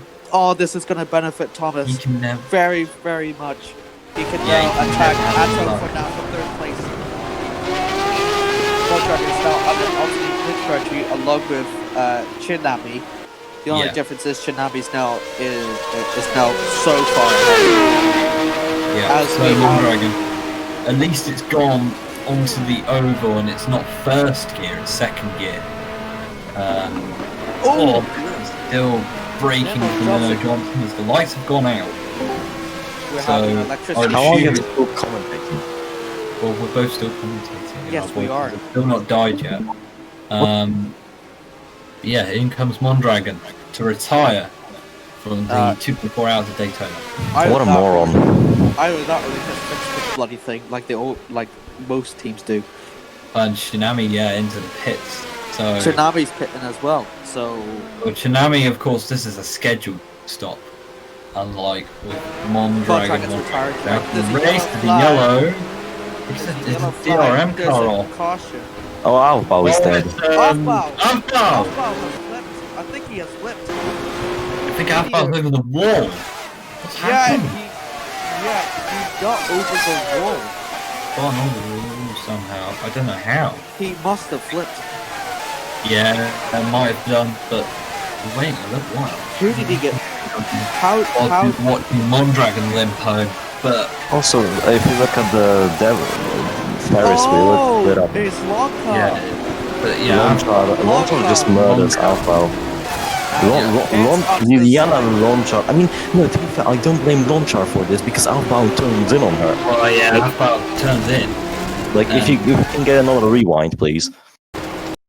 Oh, no, never mind, we're not getting On bar for a See, long we'll time. ignore the owner of MMS. What do you mean? Give me the... I want to explain the incident, you utter pillock. Oh, where is that? There's a yellow flag there. So No, that's just gonna cause that's just Yeah, a car it's like off let's lock up a lot. Okay. On-tracker has retired, Oxbow has retired, so that means only Joseph Murray is the only Sauber Mercedes team that is running. Also, since you're here, Thomas Nisbet is the only silk-cut Jaguar running at the minute. Don't care about team. He is third at the minute. Well, the quote-unquote glass cannon is leading the race and still alive. Yeah, the Nissan. And we've got an hour to go. We've gone 1.4 hours and it's still alive. we've got an hour left to go. How did some cars ended up like 5 laps behind the leaders? I'm so confused. It's the traffic, you see, because it's the DRM that always has the problem. Oh, As God, Harvey Harvey. almost It's happened again! Harvey slipped again. It's having a Snellman kind of a race. Yeah, it was Keith and Harvey into the chicane. You know what? I am blaming Harvey. Yeah, Harvey just got sideways into the side of Keith and then hit again into the back of Keith. Keith got loose, I think. He got loose onto the because inside he corner. got hit. He got hit. Back. He got some air as well. I mean, that's a good delivery. Very nice. But yeah, Keith and there's Harvey as well. It's going though. Harvey, I think he might get away without any damage, just like before. Just kind of slow. Harvey does not have any damage. That's Dead comes back. We are ready to inform you, Dead. Mondragon has retired for the gearbox. Yes, if we're talking about injuries, just get a video and pop it into that DM. Yeah, put it at some point. But yeah, Alpha is still stuck. Alpha's still stuck. Still hasn't been caught by the leading DRM. Paolo Sahin. I mean, give him some time, okay. By the way, how do you Sahin? Can we talk about this guy? Yeah, Sahin he's leading the class by over a minute. He's starting to destroy everyone in Formula Junior if you look at his career so far there. Yeah, Sahin is on the way up. In IndyCar, the Indy 500, the Indy 250, sorry, he is out of nowhere on top field pace, right? How? Yeah, so it's a bit of maybe just a bit of a wonder driver, really. We get them every now and again, and maybe he's back. He's Turkish talent. Oh, he's coming in. Pit, though. He is coming in. They're normally coming a wave, really, of cars. So it isn't a gearbox issue, it is scheduled to stop. Might be an indicator for and he's catching up Halvau. Oh, Halvau's gone. Halvau has retired. Completely given up. I mean, I don't blame him. How's the top 3 doing? Because Thomas Nisbet is catching up to second place, I believe. Yeah, it's only 1 second left. Under pressure. It's now only 1 second now, so that is some good driving there from Thomas Nisbet. He is pushing as hard as he can. Nisbet now has the advantage when they go into the oval part, because obviously Slipstream will definitely help the so-called Jaguar here to get closer to I don't know what car Laxton is driving. Thomas Nisbet is... Oh, it's the Mercedes. He started 19. Yeah, it's the Basler. So, Montague leads by 1 minute and 10 seconds. Only 7 seconds. Done that. Whatever. Close enough. Oh, Laxton has Sahin in traffic. Is going to... Sahin! Very dear. Sahin, I think, is pitting this lap, though. Actually, this could be pretty bad. This is bad for Laxton. Look how much time he lost. Well, Nisbet's going to get loose as well. Nisbet, okay, good boy. Went to the outside. Good boy. Did earlier, get collected by Brooks. Less than a second now between Atto and Thomas. Like, it was just Lee Long and Misery from OG Season 3, just without the pit wall. Anyway, Atto gets loose. getting very close to Laxman as they lead. Oh, that's slipstream through the international horseshoe. Yep. So I will kill you for those corner names. Here they go. He's closing up to. Actually, no, he's losing time. Yeah, he is losing time. Like, he's good on the braking, but through the corner, he's losing time.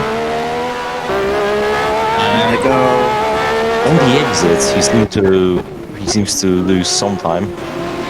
As there's a car weirdly existing. Yeah, but still. Turn 7. Smoke is very, very. No, there he goes. There's a slipstream now. Yeah, here comes the slipstream now. Nisbet could get him into the chicane. He might not make it to the bus stop, I think. Oh no, he is. He is. He goes for it. Here we go. Oh, this will end bad. What a move! Yeah. No, it actually ends well. Wow. But mind you, Nisbet is on a disadvantage now because Laxton not only does he have slipstream, but he seems to have a better car as well. Nisbet started 19th of 21 cars in victory. He's now in second place. And the only silk cut Jaguar left is phenomenal. Yellow. Yellow. That was a car entering the pits, I think. Pit road. So, you need to call it pit road because it's dangerous. Oh, it's pit lane. Shut up. Asakid trying to make a move on Nicholas Alexander. This is not gonna. Actually, no, it's fine. Nicholas Alla. You know, I like how we have a lot of new, absolutely unknown drivers in the field. Like, that makes it a bit special. Yeah, we have to go back to become Webber. And, well, that's actually quite like what it is with endurance. There's a lot of different drivers compared to open wheels. Dale Webber is unknown, right? No. The occasional driver crossing over. I've never heard of him, so. Oh my god, Monaco is lapping P6 currently. Yeah, Monaco's lapping P6 and isn't exactly that far away from me. Yes, Laxton and Nisbet side by side. Onto the banking. He's going to use the slipstream once again. I think he might make the same move at the bus stop chicane. Yep. But they've also got Tobias Great to worry about as well. Oh, we always see it. He's got a block. Through comes Nisbet. And this is going to end badly for Lack. Whoa! Yes, he's got loose. He's lost so much time to the bus stop chicane due to Great. And Nisbet is well over a second ahead. Yeah, so here we go. Some interesting news here from Seabull saying she doesn't think Monica will last the race. I don't think a lot of people will expect. This is rigged. Obviously, the owner of it's bad when the owner of endurance says, I don't think it's going to finish the race. Just in before we get in before. Thing is though, we're about to hear like a 50 caliber sniper rifle fire. Dano Johnson has actually caught up. No, Johnson's actually caught up. Can we go back to the Dale Webber and Harvey fight because that was a bit heated. Harvey pretty much last. Also, Tsunami, I don't know if we told you, Tsunami is a bit out of position because there was damage earlier in the race.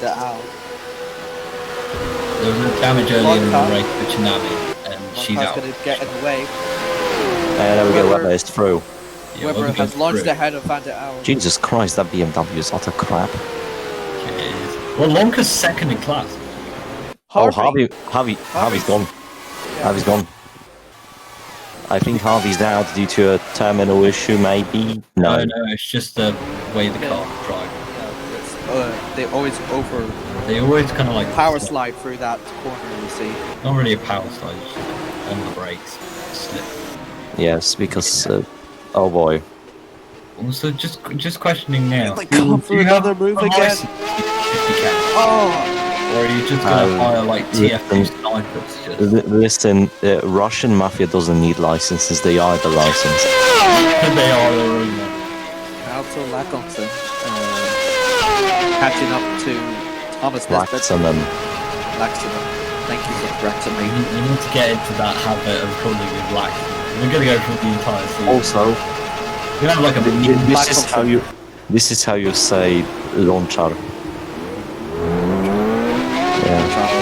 We've been informed. Thank you very much. Yes, I came here. It's nearly 10 p.m. The god, if you will, has gifted us. Yes, literally just. I mean, I've been playing Among Us with my friends, and I named myself Jesus, so yes, you can call me God. I just like how me and Thomas were getting serious, and then you come in, and then you just ruined. Yeah, I come in and I'm like, lives are all gone now. yeah, I came in and I'm like, yeah, Theodorus is Hitler. Yeah, you did that earlier, and then we got back into the series live and you returned. I'm trying to keep a collection standards. I mean, you know what? I like the bit of Radio Le Mans type of commentary where it's just. Oh God, Radio Le Mans. Oh, that was just interesting. Where it was basically just a few lads having banter, watching cars drive around the circuit. Yeah, but 24 hours. 3.4 How hours many you guys Le Mans was a bit. I mean, listen, a lot of shitty memes were born there. I am not proud of them. What was your favorite meme? That I was called Little Hitler. That's it. That's the only one, not Snowman. That was the worst meme ever to be created. I'm offended. I don't care. Why are all Polish guys so mean? Oh, this is Say cool. that to John Bowden. Oh, he's mean. He's big meanie. Thomas in this bit is going to pit. Nice. Alto's not pit. So now it's a switcheroo this time. So Well, it's Thomas the in this bit is Jag now going pit. to undercut now this time.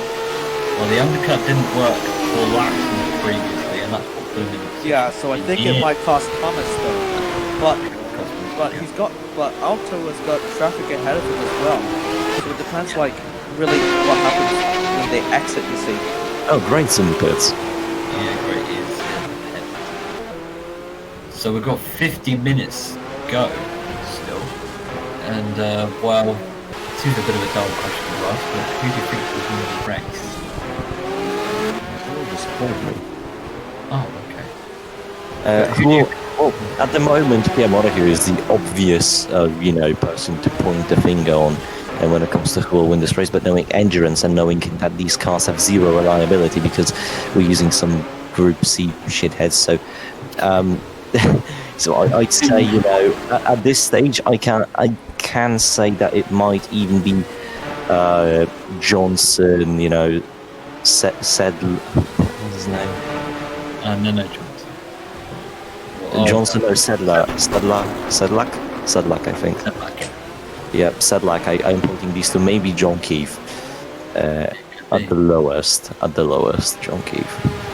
Yeah, I'd say if all goes well, then Montague will win the race. Well, if all goes well for Nissan, Montague will win the race. However, we know sometimes it doesn't go particularly well. Sedlak's going in. Yeah, Sorry about that. Glass cannon. So that's good. He spins a bit. Yeah, and this bit is now split, so we'll see where he exits. He needs to exit in a good place now with not many DRM cars in sight. Quite close to Chinami. We'll find out. It'll be interesting whether Chinami is still out of position on pit stops. I think this bit might be out behind the 15. If you look at the mini car, no, it will be behind the 15, but ahead of the 17, so clean Yeah, that's air. what I said. Behind the 15. So here we go. Chinami goes through. Chinami has well affected second place, but it does depend very much on whether she is. Don't think that matters that much. Well, if Chinami ends up back in time in terms of pit stops, then it could be Chinami's. It could be Chinami again. How bad is Henry J. Brown? He had a crash. Oh. He literally went straight into the back of Mondragon in the early stages. He had his own crash on the first lap, and then he missed his braking point. So Bro moment. When do you think Montague will pit? Because Montague been in again. Montague has He not might been in pit. again. Fast lap. Might not Still pit. not. That was a very early fastest lap. I will be honest. Yeah. And there you go. Bigger devil. Yeah, he's pitting. is Neto and Alto going to pit? Yes, both. Yes. Neto and Alto. Johnson's overtaken Lance. We have been. So those two are going to pit. So it'll be interesting to see who can have the quickest pit stop. Yeah. Between those two. Johnson will not be pitting. And another interesting thing to think about is where will Thomas Nisbet end up? He's got clean air. Interesting. He is in clear air. However, Kawata Tsunami, I'm still stand my ground that if Tsunami ends up back on track in terms of pit stops, which could happen, could maybe not. It'll either be absolute hero or absolute zero. Tsunami. Yeah, that makes sense. So it depends on the timing of that final stop. Montague can see P2 and 3 in his windshield. Indeed he can. As they go through the chicane, Montague goes into the chicane. So this is this is just how fast the Nissan is. I think we might have been jinxing it about all the reliability stuff. I'll say never. I didn't believe it when I realized Lexus was going to be the worst reliable car. Turns out it is. Yeah, in comes Montague. Montague comes in. Relevance in this. Gets taken out. We're entering into almost lap 60. I think so far, Montague has left everyone apart from the top 5. Few, yeah. Top 5, I think it is. We've got Johnson and 45 minutes left to go here in Daytona as the sun starts to rise. It's pretty much risen. It is pretty much risen. But yeah, so Montague has not lapped Johnson, Laxonen, and lapped Tsunami and Nisbet. Tsunami actually comes out around about there, so it's pretty much the top 5. Yeah, so it's top 5. Yeah, so top 5. Yeah, it's not that. Leno Johnson and Laxonen will be in the pit lane at the end of this lap as Nicholas Wells. Going to Nicholas Wells blocks him. He goes the other way. That's easy. Johnson's going to pit as well. Yeah, Leno Johnson is coming into the pits. Yeah, so it'll be interesting to see which pit stop will be the fastest then. So it's a matter of Justin Murray. Sauber's only he must have spun. Oh yeah, he's gone too deep. Cool. Yeah. Yeah, that is small misjudgment there from Johnson is low on fuel. A lot of fuel, but he's gonna make it into the pits. Just about. Alto is not low on fuel, so Johnson has got more to refuel than Alto. So I think Alto might come up on top. Yeah, so Alto laps. Oh, Glasgow comes to pit as well. Then in comes Keith. Keith is also Keith. So. Ooh, is Montague actually going to lap? No, he's not going to lap anyone. No, he's too slow. You say he's too slow. He's definitely not slow. He's comfortably leading this race. Yeah, but I'm not like in terms of lapping the entire field. I'm gonna call it. Okay, so second place is already out of the pits. So yeah, that's Tsunami. Yeah, so Tsunami is second. So this bit is theoretically second now. Johnson has jumped. Oh, Sontag has jumped. Johnson has jumped Johnson and Laxonen. Has he pit? Yeah, he has pit, hasn't he? He has pit. It's a Sedlak. What a great strategy there is Montague, from the team. There's Montague. So he's just lapped Johnson and Laxonen. So there's Montague's tag up there. Great move by the Loud Punked Racing Team. Yeah, that's the Black Punk Racing Team, yeah. Tsunami is still out of order, you said. So Well, Janami is still out of order, but it still does. still really does depend on like the factors of it. Like we still don't know when the last pit stop will happen. Yeah, It seems to be every like 20 minutes or so. Pit window. Yeah, And if at she the pits moment- like towards the end, then she's not really going to make it as such in Well, that position. Like, depends when she pits. If she's not pitting this lap, which is 41.5 minutes still to go. So it could be that if there's 20-minute pit window, she could just make it. It's going to be very close. Yeah. Eddie, Redmayne, we haven't heard much from him since his battle with Sakid. So we're going on board with Pierre Montague. Montague swiftly laps the car, So yeah, goes for the Daytona start finish, goes for the first turn, nice swiftly, and like all AI drivers, he tries to drift it. yeah. So here we go. Go for turn 3. Turn 3. Now he's going to go through the hairpin at turn 4. This is the International Horseshoe. I think it's called. Yeah, I think it is. Now they're going through the straight. Go through turn. They call it the horse leg. This one.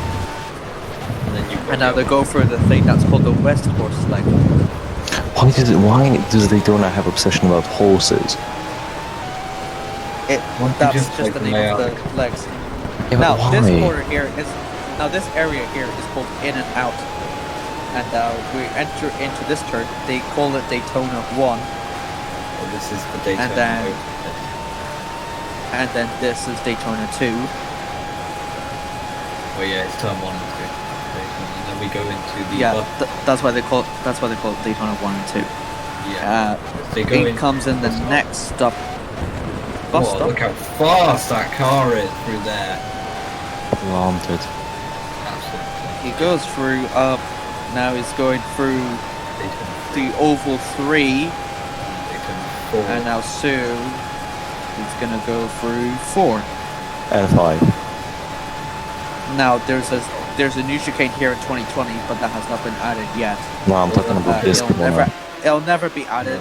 And So, there you go. I think So Steve that is your crash course on the Daytona Crash Road Course. Montague did not crash. Yeah. Yeah.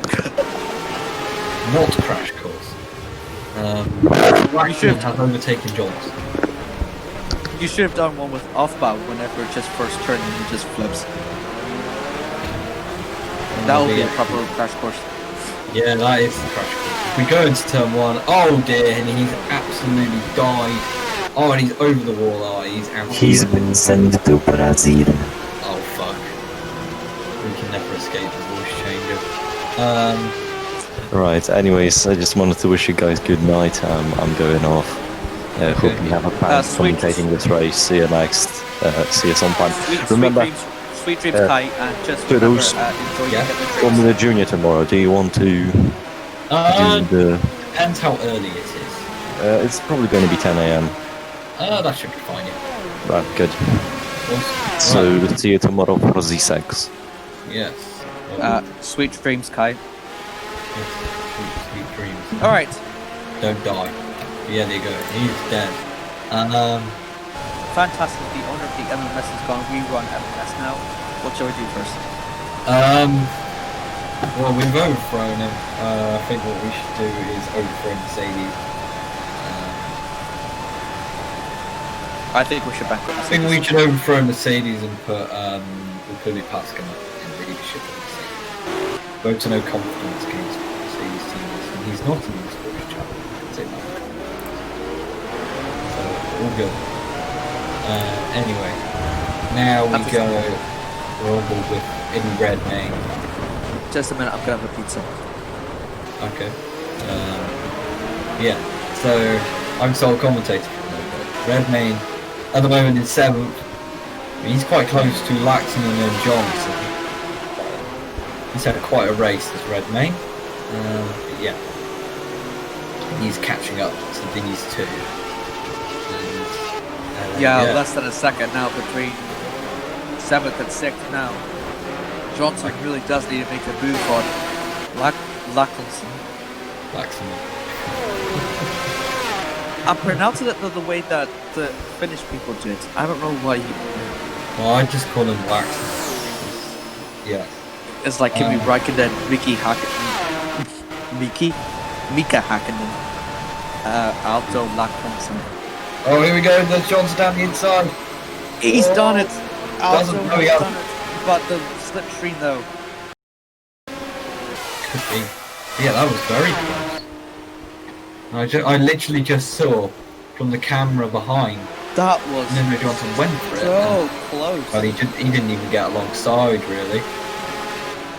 Just Alto shut the door on him. yeah, well, Great driver from those two. Yeah, good driving from both of them. Montague is going to lap Sedlak. This is Lewis Hamilton 2008 British Grand Prix domination we're talking about here. So that means that everyone except Chinami is in the pit lane again. So if it's 20 minutes, then Chinami will have to pit. So here Montague is better than Lewis Hamilton in 2008. Well done, Montague. Yeah. Well, May you hope you get signed into a big team soon and not Lexus. not like. But yeah. Anyway, we watched this nearly 4-car battle because Lazos is catching up. Hey Thomas. Yes, hello. Remind me at the end of the race to increase his buyout clause. Oh, okay. Thanks. Sure. Okay, so. Anyways, back to the action. Sedlak is 2 seconds ahead. Eddie is still 1 second, but I think he's going to catch up due to the slipstream. He definitely will. He has to. He must if he wants to get a sniff of 4th place. Oh, here comes. Here goes into the horseshoe. Is he close enough? Yes, he is. Late on the brakes. Bit of contact there. Oh, Eddie's. Eddie. Eddie overcooks it. So he hasn't actually lost that much, but he's actually gained some due to the action that was going on ahead of him. Yeah, there's plenty of. Losa is going to ruin this a little bit. I think it might ruin Eddie. No. Oh my god. Oh, there Johnson got hold up. Great move. Okay, look at that. That's Häkkinen Schumacher on Zonta. Yeah, look at that. Eddie just knew what way the lap car was going to go. Really does show you how unpredictable the AI is. Yeah, so Eddie, who was so far behind, I didn't know he was going to come this far and possibly be in contention for a podium. Yeah.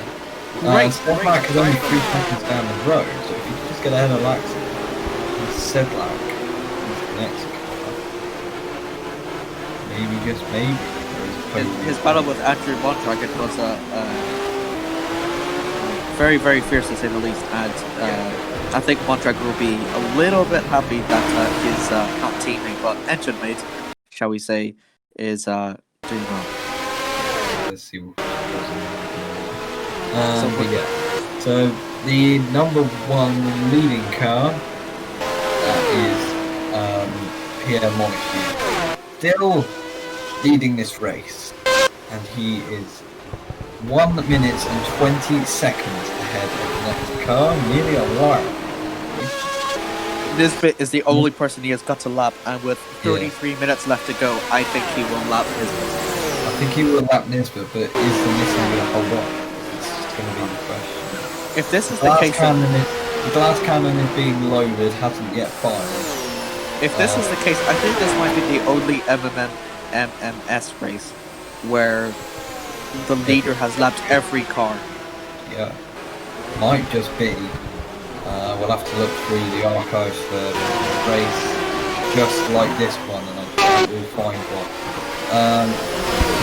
That's Redmayne, great. Redmayne is getting held up by Great. Johnson. And it's a big cost as Nene Johnson is making a move now. Redney.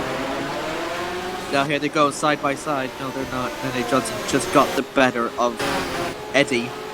They go through the dog leg. Now, is he going to make a move on Great? No, he doesn't. He touches him behind, and Eddie now does the same thing as he did. But Rene Johnson manages to press on the accelerator earlier than Eddie. And now they head into the next corner now. Slipstream now will be Eddie's best friend. It'll be quick. It needs to be seen how quickly he can react to that, and Eddie does it well. Glezos is getting held back. He didn't overtake Tobias soon enough, and now gets left behind. It's now the next corner. Eddie makes a move. He makes a move, and then breaks later. Rene Johnson holds on. It's way later than Eddie expected, but Eddie still once again has a slipstream. He's in perfect contention to overtake him on the first corner. Yeah. So he's actually going to make it earlier, I think. Yeah, I think he might just make it earlier. He's pulled alongside, not quite though. But yeah, I think I think some of the DRMs are PT. I swear I thought you were going to say DRS. Oh, DRS, yeah. He punched him. Bit of a punch there from the red name, but it hasn't worked. It doesn't work this time. Glezos is catching. You're right indeed. What about the hairpin? There goes. He does it. He does it. He does the same move that Johnson did on him a lap ago. And he makes it stick. Is he going to make it stick though? He's got the outside line. Sweep through. He does. Yeah, just about stays within the track limits. Eddie Redmayne. There by Eddie Redmayne. Yeah. And now thanks to that battle now, Glezos has now caught up to Rene Johnson. And he might be looking for a move as well at the next corner, which is the bus stop. It is the bus stop. We've seen a few incidents there. Glezos is in a nice place for some slipstream because he'll catch Rene Johnson just at the right time to go for the move. Yeah, there you go. That's Nisbet just catching up to one of the DRMs there. Glezos does not go. Yeah, here it comes. No move there, but he's in a good place to go for the next corner. I think just like Eddie, he's going to break the slipstream a little bit earlier. Yeah. And then maybe try and make a move. 30 minutes left to go. Yeah, 30 to go. Here, all Daytona. Positions are still up for cards here. Yeah, absolutely. Maybe even first place, but it does depend. Absolutely, on whether it really does depend. If Seawolf is right, then Thomas Nisbet will win. Well, it could be Thomas Nisbet, but he isn't miles in front of Seb. Actually, is. There's so many drivers. There's so many driver for the day contenders here, Thomas. Well, you got Thomas Nisbet, of course, in contention. You got Pierre Montague. Yeah, absolutely, Pierre Montague. If he does have a reliability issue, he's still. You got George Whittaker. Oh well, George Whittaker did well up until the. I'd say one of them could be, and there's no bias to it, Isabel Harper. He's done a great job. And at the minute, Sedlak can also be in contention as well. Yeah, Sedlak. Yeah, that spin. Because he was struggling like at 12, 13, and now he has, thanks to great strategy and his great driving, he has now managed to catch up to the field. Yeah, he's in. He had that spin, I think, on the first one, and he's reeled it in. He's now in third place. In contention. Johnson overtakes Sabine. Very nice podium. Yeah, these guys are quite close. Maximum is about 5 seconds between Glezos and Laxi. Tian was having a good race, but he sort of stuck in 8th. Joseph Murray, who was once struggling in 16th and 12th, he's now made up his way to the top 10. Yeah, he has. He's made his way up to the top 10. So finally he is showing his talents now. Why he is the McLaren Formula 1 driver. Yeah, the question is, why did it take you so long, Joseph?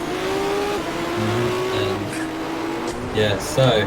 Well, maybe he's driving for Sauber because Mercedes backed a marketing tactic there from Jensen. This is a driver insider, Thomas. Oh shush! We can bring the driver insider into it. According to Louis, driver insider is dead. He killed us all. Oh yeah, And speaking of that dead, doesn't matter because there's still the speaking of news dead, about it. I know someone that might be dead, and that's Nene Johnson, 6th place. Glezos might be making a move down at the bus stop. He needs to turn in. There's a lot of good overtaking spots there. No, Johnson brakes later, sorry, than Glezos. Yeah, here we go, Laxton. Eddie is catching up to. Oh, look at that! Yeah, he's in the way. Yeah, he has actually caught up a little bit. Losing a bit of balance. Good move there. Now the slipstream now. Down to the first quarter. TJ Nisbet is Thomas Nisbet is coming into pit. I think it's a scheduled pit stop now. It is a 26 minutes left to go. So if the pit window opens every 20 minutes, I think we might have a pit stop at the final lap. Well, we might have very late pit stops, but it very much does depend. So will this depends. First of all, when Mickey costs the line, what we get. Oh, that's Keevan Harvey! Oh no! Keith just holds on. I'll be all over the back in that Jagermeister. That Jagermeister car. Did Isabel? I think Isabel went in too deep. Yeah, she has. Yeah, went in too deep. Just clipped the back. Bumped into her and then hit the curb. Well, Harvey's very aggressive at the moment. Really showing like true colours of her frustration. I want this place went well. I think she's just showing her frustration because she's made like 3 mistakes in this race and she's getting really annoyed. I really does need to get up places as quickly as possible. But she's still doing good considering she's made those mistakes. Yeah, it's just... Yeah. Even though I'm not biased, she is doing really well.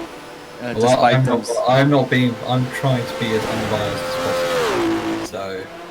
Yeah, that's but she has done very well. Here comes Panos Glezos.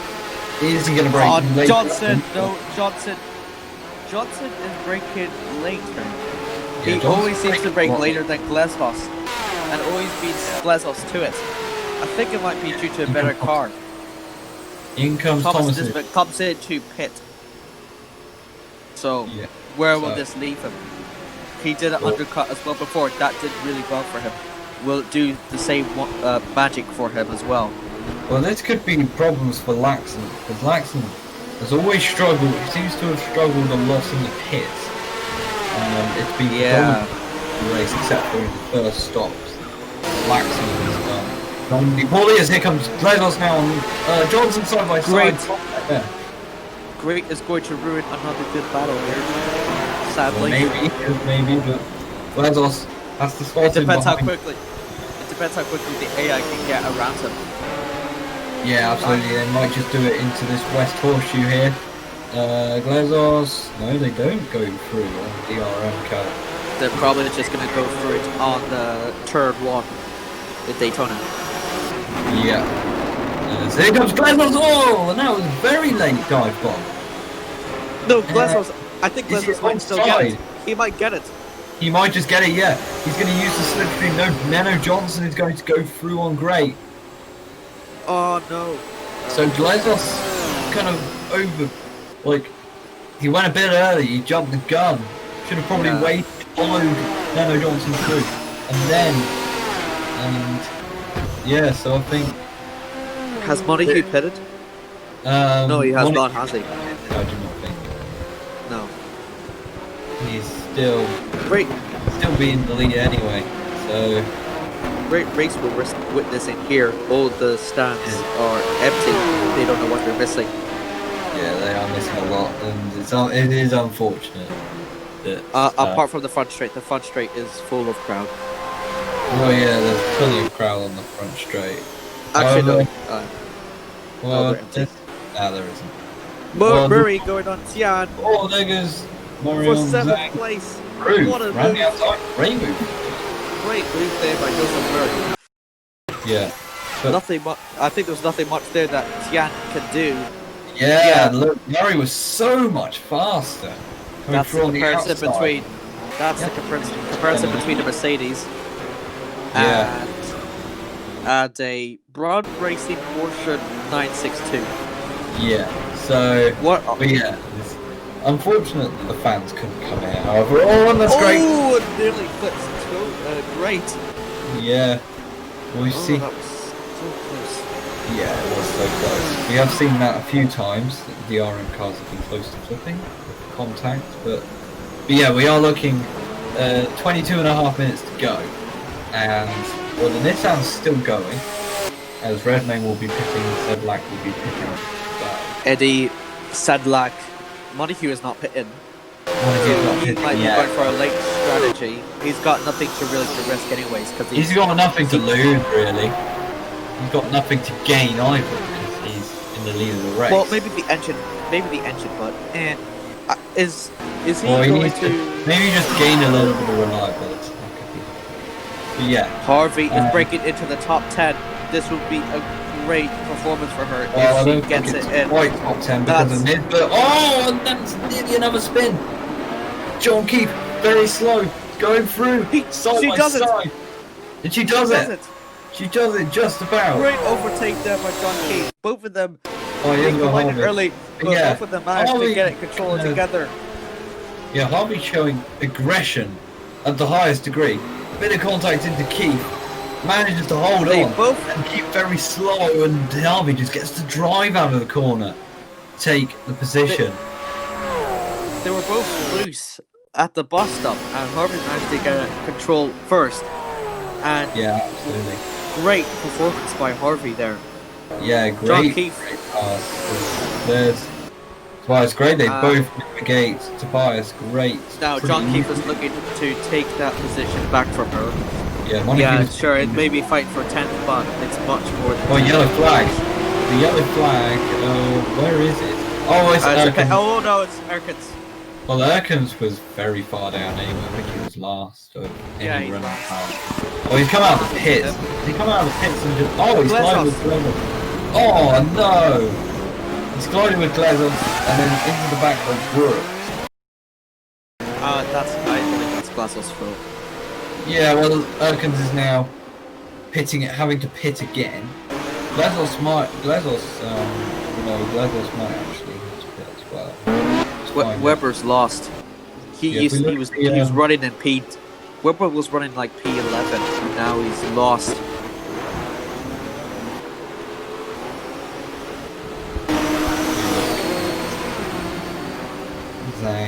Murray is up into 5th. Yeah, Murray up to 5th. He's catching up to Glezos. I think Glezos might have some damage. Montague is now pitting. He's going to pit the slap now. He has lapped everyone. I think that's probably his only goal. Keep his lap. Yeah. So, in he comes from the race lead, and he's going to hold that race lead. So Harvey is at 8th and Keith is at 9th. So if they pit, we need to see where they come out. They'll probably come out where they were originally, like 11th, 12th, around there. It depends on the pit stop, though, Thomas. It does pit stop are faster than other, especially if you're like low in fuel as well. Meanwhile, John Keith is looking to make a move on the British Harvey. Harvey is pitting. Harvey pitting this lap, so too is John Keith. Yeah, Keith is pitting as well. Is Harvey low in fuel? No, she isn't. If she was low on fuel, that would be disaster. Al Sakid is also pitted. Tsunami is not pitting. Tsunami is not pitting for the moment. Montague is now. Montague has just left the pits. So where does that lead? Yeah, he's just come out now, and he's still 54 seconds into the class. He has lost his lead. Is Sahid? I think Sahid is going to in front of him. I think, yeah. No. Sahid is leader of his. Oh, Jesus Christ! Yeah, I was right. You were right. Yeah, it was quite a slow exit from Montague, but yeah, Sahid is leader of his class. And he's doing a great job. Neno and Alto are both going to come into pits as well. So it's going to be another fastest pit stop win scenario as well. Whoa, there goes Marchetti! Whoa, and that was nearly into Murray as well. Oh, very nearly avoiding an accident there. Oh, and this is going to be close. Harvey's been mugged by Keith. But that won't matter too much. I think Harvey was distracted. Anyway. Harvey was distracted by the lap traffic. Whoa, yeah, look at that. Marchetti dropped it by himself. Nearly collected by the Group C cars. They're so terrifying compared to the DMR cars, you know. Yeah. DRM. Diane Sakid. Oh, this is going to be interesting. Side by side. Side by side coming into the pit. Harvey gets it into the pit road. Harvey leads. Wow. Well, Harvey took that position away into the Harvey's pit road. low on fuel though, so I think Keith might have a quicker pit stop because he's not. Keith is not low on fuel, so I think it'll be quicker to refuel his car than Harvey though. However, we do only have 17 minutes left, so they don't have to push for 20. Although they could have for 20 and push Here's harder. the question that's on my mind here. Is Tsunami fueled to the end, or is she going to have to pit again? I think she might have to pit again. No, she has to pit again because she's only like 2-3 laps ahead of everyone else. There's no way that 3 laps within 17 laps is going within 17 minutes is going to. So we're watching Harvey versus Keith in the pits. Tense stuff, and away they go at the very similar times. So Harvey keeps that advantage on John Keith. But I think Janabi will have a quicker pit stop, and she will have fresher tires as well. She'll have a quicker pit stop. She won't have as much fuel as she wants currently. Yes, TJ Thomas Nisbet. Third place. Thomas Nisbet has kept his second place. Great from him. He's finished off what Whitaker and Bettis started from 19 as we mentioned. You think about it now, Whitaker and Bettis will probably be comfortable second and third if they were still in this race, and it is a bit upsetting for Silkart Jaguar that they aren't still in this race. But they've got one more left. Well, there's Al-Sakid. That's not looking Al-Sakid good. is smoking. He's having reliability issues. Yeah. It's Lancia. It's the Dunlop Lancia Racing. It's the sole car of that team is on fire. There's a lot of smoke being kicked out of that car. So that'll. Oh, look at this. This is on board with Harvey. Isabel is sniffing. Is sniffing that Saudi. The Bahrainian driver smoke.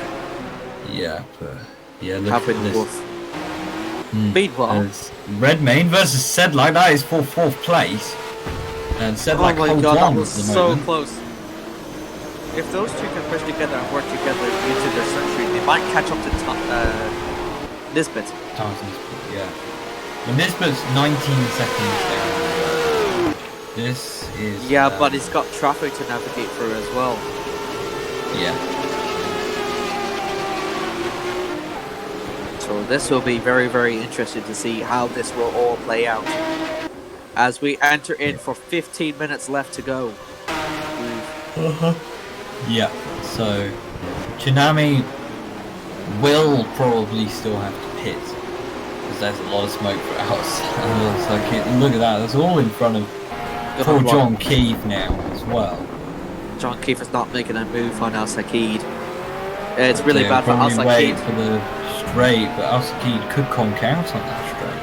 Al-Sakid was running at 5th at one point, and he was doing very, very well for a Middle Eastern driver. I think this is his debut as well in MMS. Yeah, and look at the smoke that's being kicked out of that. Very, very sad, but his talent is shown, and I'm sure he will do well in the next race, which will be going to the 1.2 hours of Sebring for the next race. Yeah, so smoke's still in front of John Keith. So, Kawata Tsunami still in second place, still chugging along, but Still is not pitted. still not pitting. That's If- Montague. That's Montague. Yeah, that's Montague. Thomas I Nisbet thought you were has to saying. make. I was panicking there, thinking Montague was on the side of the track, but he's still going. 13 minutes to go, or 13, 14 He's going to do it. He is going to lap everyone because Tsunami still has to pit. Well, Tsunami. Well, let's hope that Tsunami doesn't have to pit because this would just make the race even more interesting. Harvey, I think, is out of contention for 10th. Actually, I don't know because there's 13 Well, minutes you left. don't know because they're quite close. She's 7 together. seconds off. Oh, I She think is 6 seconds. But I think there's too much well, there's a traffic going car on. stopped. Yeah, just disappeared now. So that'll be that retired. Yeah, Al-Saki. That's Aksaki. It's retired now. Yes, that's he a- is out.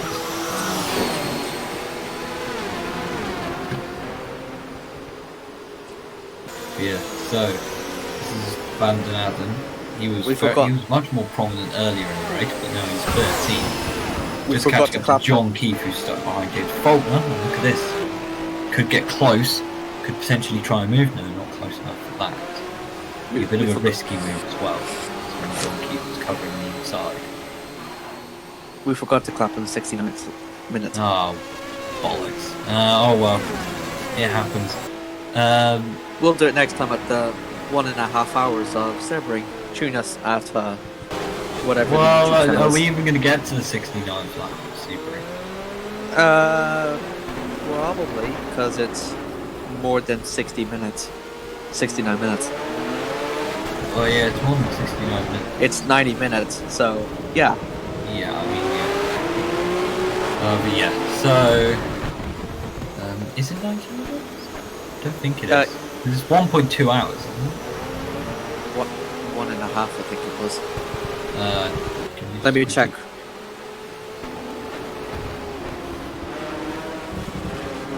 Watch Pam's Pleasance. Speed checks up on that time.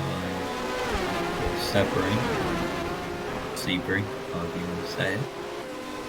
Whatever floats your Sebring boat. is 72 minutes. So yeah, 72 minutes. So yeah. So We have- could get there. Yep. No, It is 72 might minutes. depend though, depends on how long the laps are at Sebring. So yeah, Well, that's we'll talk about Tsunami in the this. pit lane, so that is unfortunate. She will not get that podium finish. As TJ, as Thomas Nisbet. Now Nisbet lapped by Peter is- Montague. Yeah, Montague Montague has now leading lapped the everyone. race. Still. Said every lap, every single minute of this 2.4 hours of Daytona. And he's on for potential victory.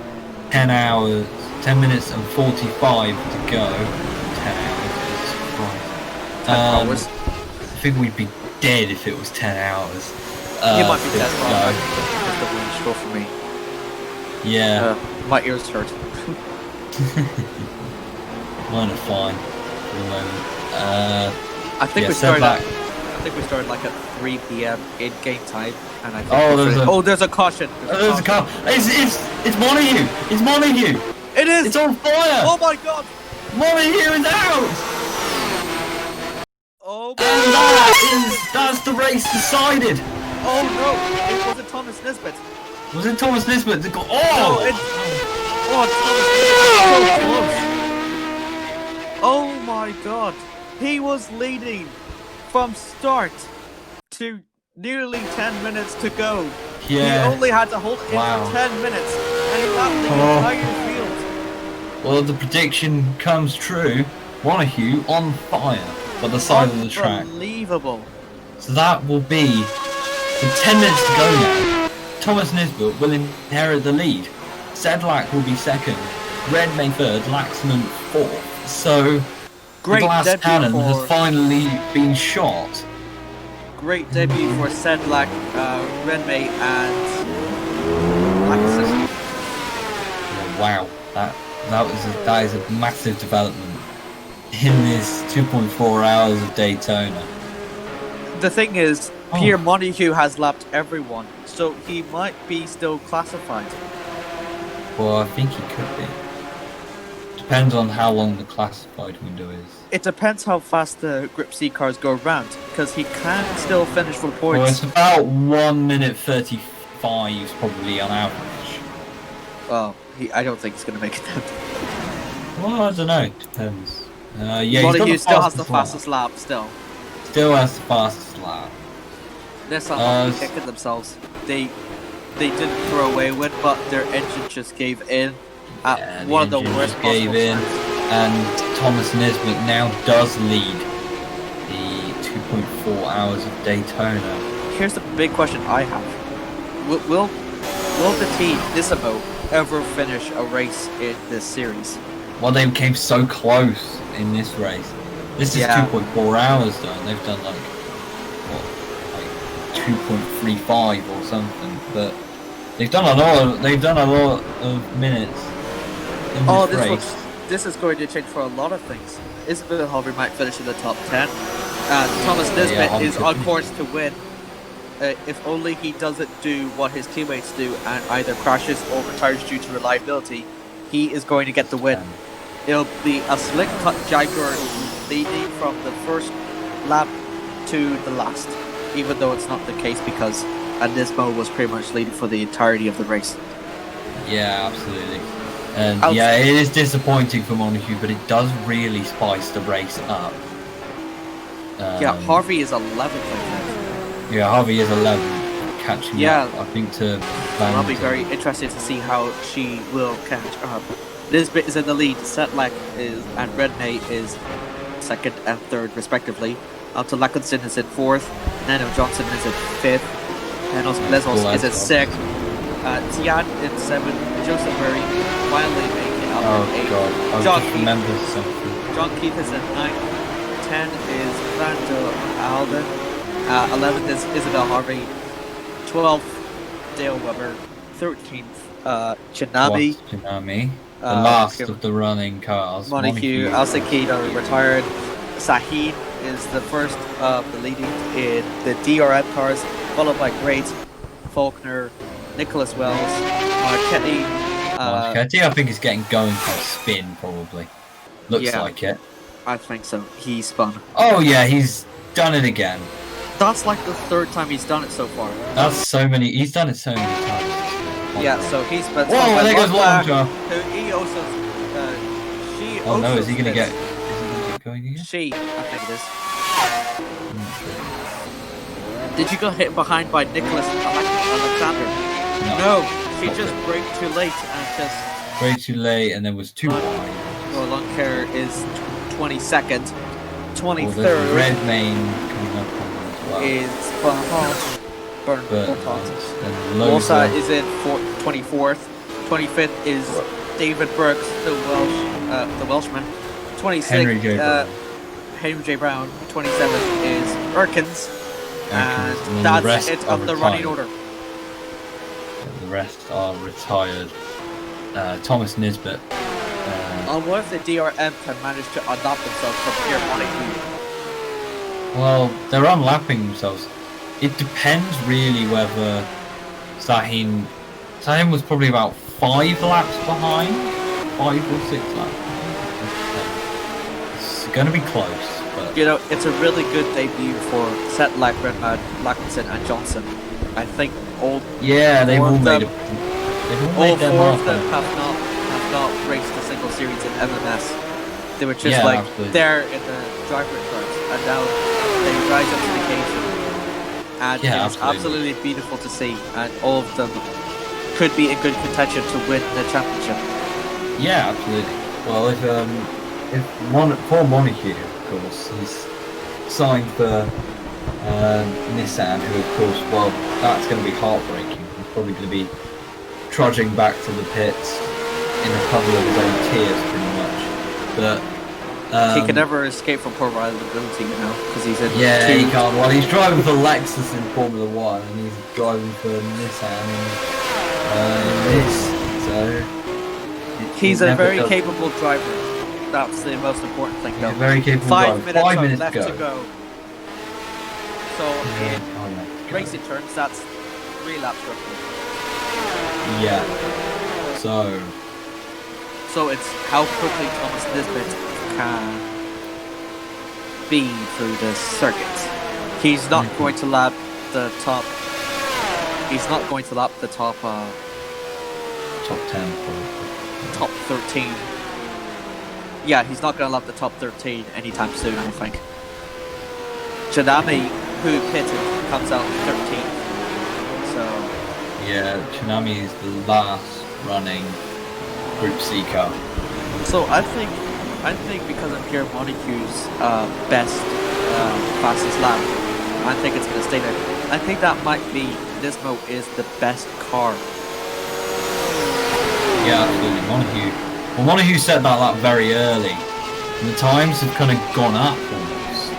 Yeah. Since the start of the race.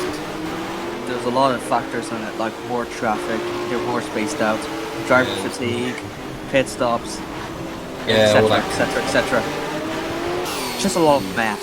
And who wants math on a Friday? Yeah.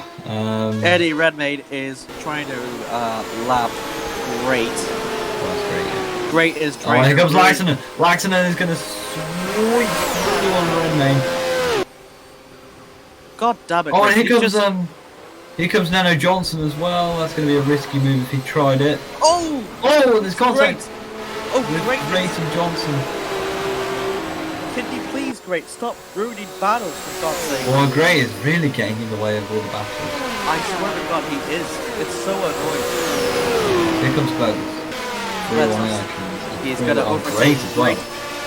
Glazos is getting really lucky with the back markers. Yeah, look he's now, doing well. Redmayne. I think he Redmayne might be in contention for 5th. Oh, there's Marchetti. Oh, Marchetti. That really spoiled it for Redmayne. Oh, and Johnson as well. Johnson is trying to... No, he's got it. Yeah, Laxonen goes through and now Redmayne gets held up even more. Eddie now. And I think that's going to let Johnson catch up, and Glazos as well. Yeah. Well, he's going to have to try into maybe the horse leg or whatever it is. The West Horseshoe. And the dog leg. Yeah, here we go. Oh, bump there. Redmayne into the back of Marchetti. You know, I'm starting to believe Kylo's right that these quarter names are bollocks. They are kind of. Because they're just boring. It's like NASCAR 1, NASCAR 2, Boston. In and out it's not even a name for just a quarter, it's just a name for the area for when you enter the complex and when you leave. They call it in and out. Yeah, fair enough. It's all just boring, so. Yeah, I mean. Yeah. Here they go. So, Glazos has got double stripstream in front of him. And he's going to make a move. Oh, he's going for it. On Nano Johnson. Johnson has nice traction out of the corner. But Glazos too. Yeah, nice move by Glazos. Very nice move. Oh, there's an action going on as well between Keith Jan and Van der Down. Van der Down. Like that. It's Van der... Hang on a minute. Van der Adel. There. Nisbet in! Nisbet's in the pit lane! Oh, this is gonna... So now... The other cars left to go. So yes, Nisbet's... Silkcott has got energy. Oh, and they've lost it. They didn't have enough fuel to make the end. Sedlak now leads. Laxonen is second. Johnson just ran wide. Well, Johnson went onto the grass, but Nisbet... He was the defensive for Glazos, I think it was. Yeah, Johnson needs to hold it to P4 now. Joseph Murray is in P6. He was nowhere near the top 5. But now look at this is Harvey catching up. Nisbet is now going to be quite close to Tsunami. Going very slow. Tsunami quite held up by that DRM car. Harvey's catching the battle as well. And here comes Tsunami. Oh, on the back of Nisbet side by side. Tsunami goes through. So Nisbet is now the last. Harvey's in the top 10. Great recovery from her now. Yeah, so Sedlak is not going to cross the line. We're going to come round Daytona 3 and Daytona 4, out of Daytona 4. and 0 minutes, 0 seconds to go. He's Marcus. done it. The Georgian driver. He has won the 2.4 hours of Daytona. Great That was drive. crazy. That was crazy. How did Sedlak win that? He was spun in pretty much the first laps, and he won. Oh, and he got Eddie! He's done Eddie it! Redmayne. He rubbed like it's in per second. Yeah, he Oh rolled my back in God. the second. Wow, this race. Yeah, look at that. We need a replay. It was Faulkner. Faulkner. Yeah, it won. was Faulkner Alto. holding up And Laxman. Redmayne comes over and takes second. Yeah, snatch a second at the line. Then it was Laxon in second. No, third. Oh, that was a big Johnson punt is there. in fourth. Joseph Murray's in sixth. That's what's in fifth. Tian in. Oh, look at that. How close was that? That was close. For Webber is eighth place, 11th. but wow, yeah. Chanami. But Tsunami Oh. versus Nisbet. Tsunami 12, Nisbet 13. Oh no, there's a. Oh no, There's Harlow Sahin. Sahin. Oh, Here no. comes It's Tsunami. gonna They be both so- move through. No, they don't. Nisbet No, held up again. Chanami. Tsunami 12, Oh, Nisbet okay. 13. Nisbet Sahin 14. did get. No, never mind. He didn't get one. He was a lap away. Yeah. That So was Monty has lapped 1 minute. off the DMR cars despite retiring on the 10th minute. Yeah, he still Good job beats for the Montague. DLR car. Yeah. But that was one That was- hell of a race. There's Still got only one racing car though. race that finished. Alexander versus Alexander Henry J. hitting Brown. Red Brown. How's it going to happen? Is Henry J. Brown going to Brown got beat traction. Alexander to the he might actually Well, maybe Brown it's did the have all the traction out the bus stop. actually it's the airline. I think Alexander might get it because Brown's not close enough. He might Yeah, no, Brown isn't close enough. yeah. Alexander gets 23rd. But yeah, that race. Driver of the day. No, fastest lap. Who's the fastest lap? going to? Fastest lap would be Montague. Pierre Montague. Yeah, Montague does 1 get- minute 33 and 55.58 still Yeah. remains as a Daytona record. So, Yeah. great race. Yeah, wow. What a race. Wow. Now, driver of the day. Driver of the day I'll probably give to Sedlak. He was nowhere at the start. Oh, Marchetti spun again. And the sodding in lap he spun. But yeah. I give that to Mertez Sedlak. Absolutely. Because he I was think- nowhere. I think I would give it to either. I feel bad for Thomas Nisbet because he got screwed over by his strategy. He really did. If he did it, it would have been such a superb drive for him, even though he made like a couple of mistakes. Isabel Harvey is another good shout out as well for making 3 mistakes to now finishing within the top 10 and also finishing Yeah. ahead of Dale Weber, who didn't have as much damage she did. But I think my driver of the day is going to go to Pierre Montague. Yeah. Absolute. I understand that. Absolute pure domination all the way throughout until when his engine blew up. And I don't think he should be really proud with the result that he had at the minute. Well, yeah, it wouldn't have been. It didn't finish, but unfortunately, that's the cruelties of endurance racing. You're not going to finish every race, and yeah. So there you go. That's been the 2.4 hours of Daytona. I hope you enjoyed it because I certainly did. I think you did as well, Speed. Yes, I You really were, did you were enjoy it. losing you were losing your marbles on the finish. But yeah, thank you very much. for That's watching. my catchphrase. You see, join us next time as we head over to Spring for the 1.5 hours. Sebring. Yeah, Sebring. it's 1.2 hours. It's 72 minutes of Sebring. There you go. Easier way to There we say go. it. Thank you for watching this race. And yeah, goodbye.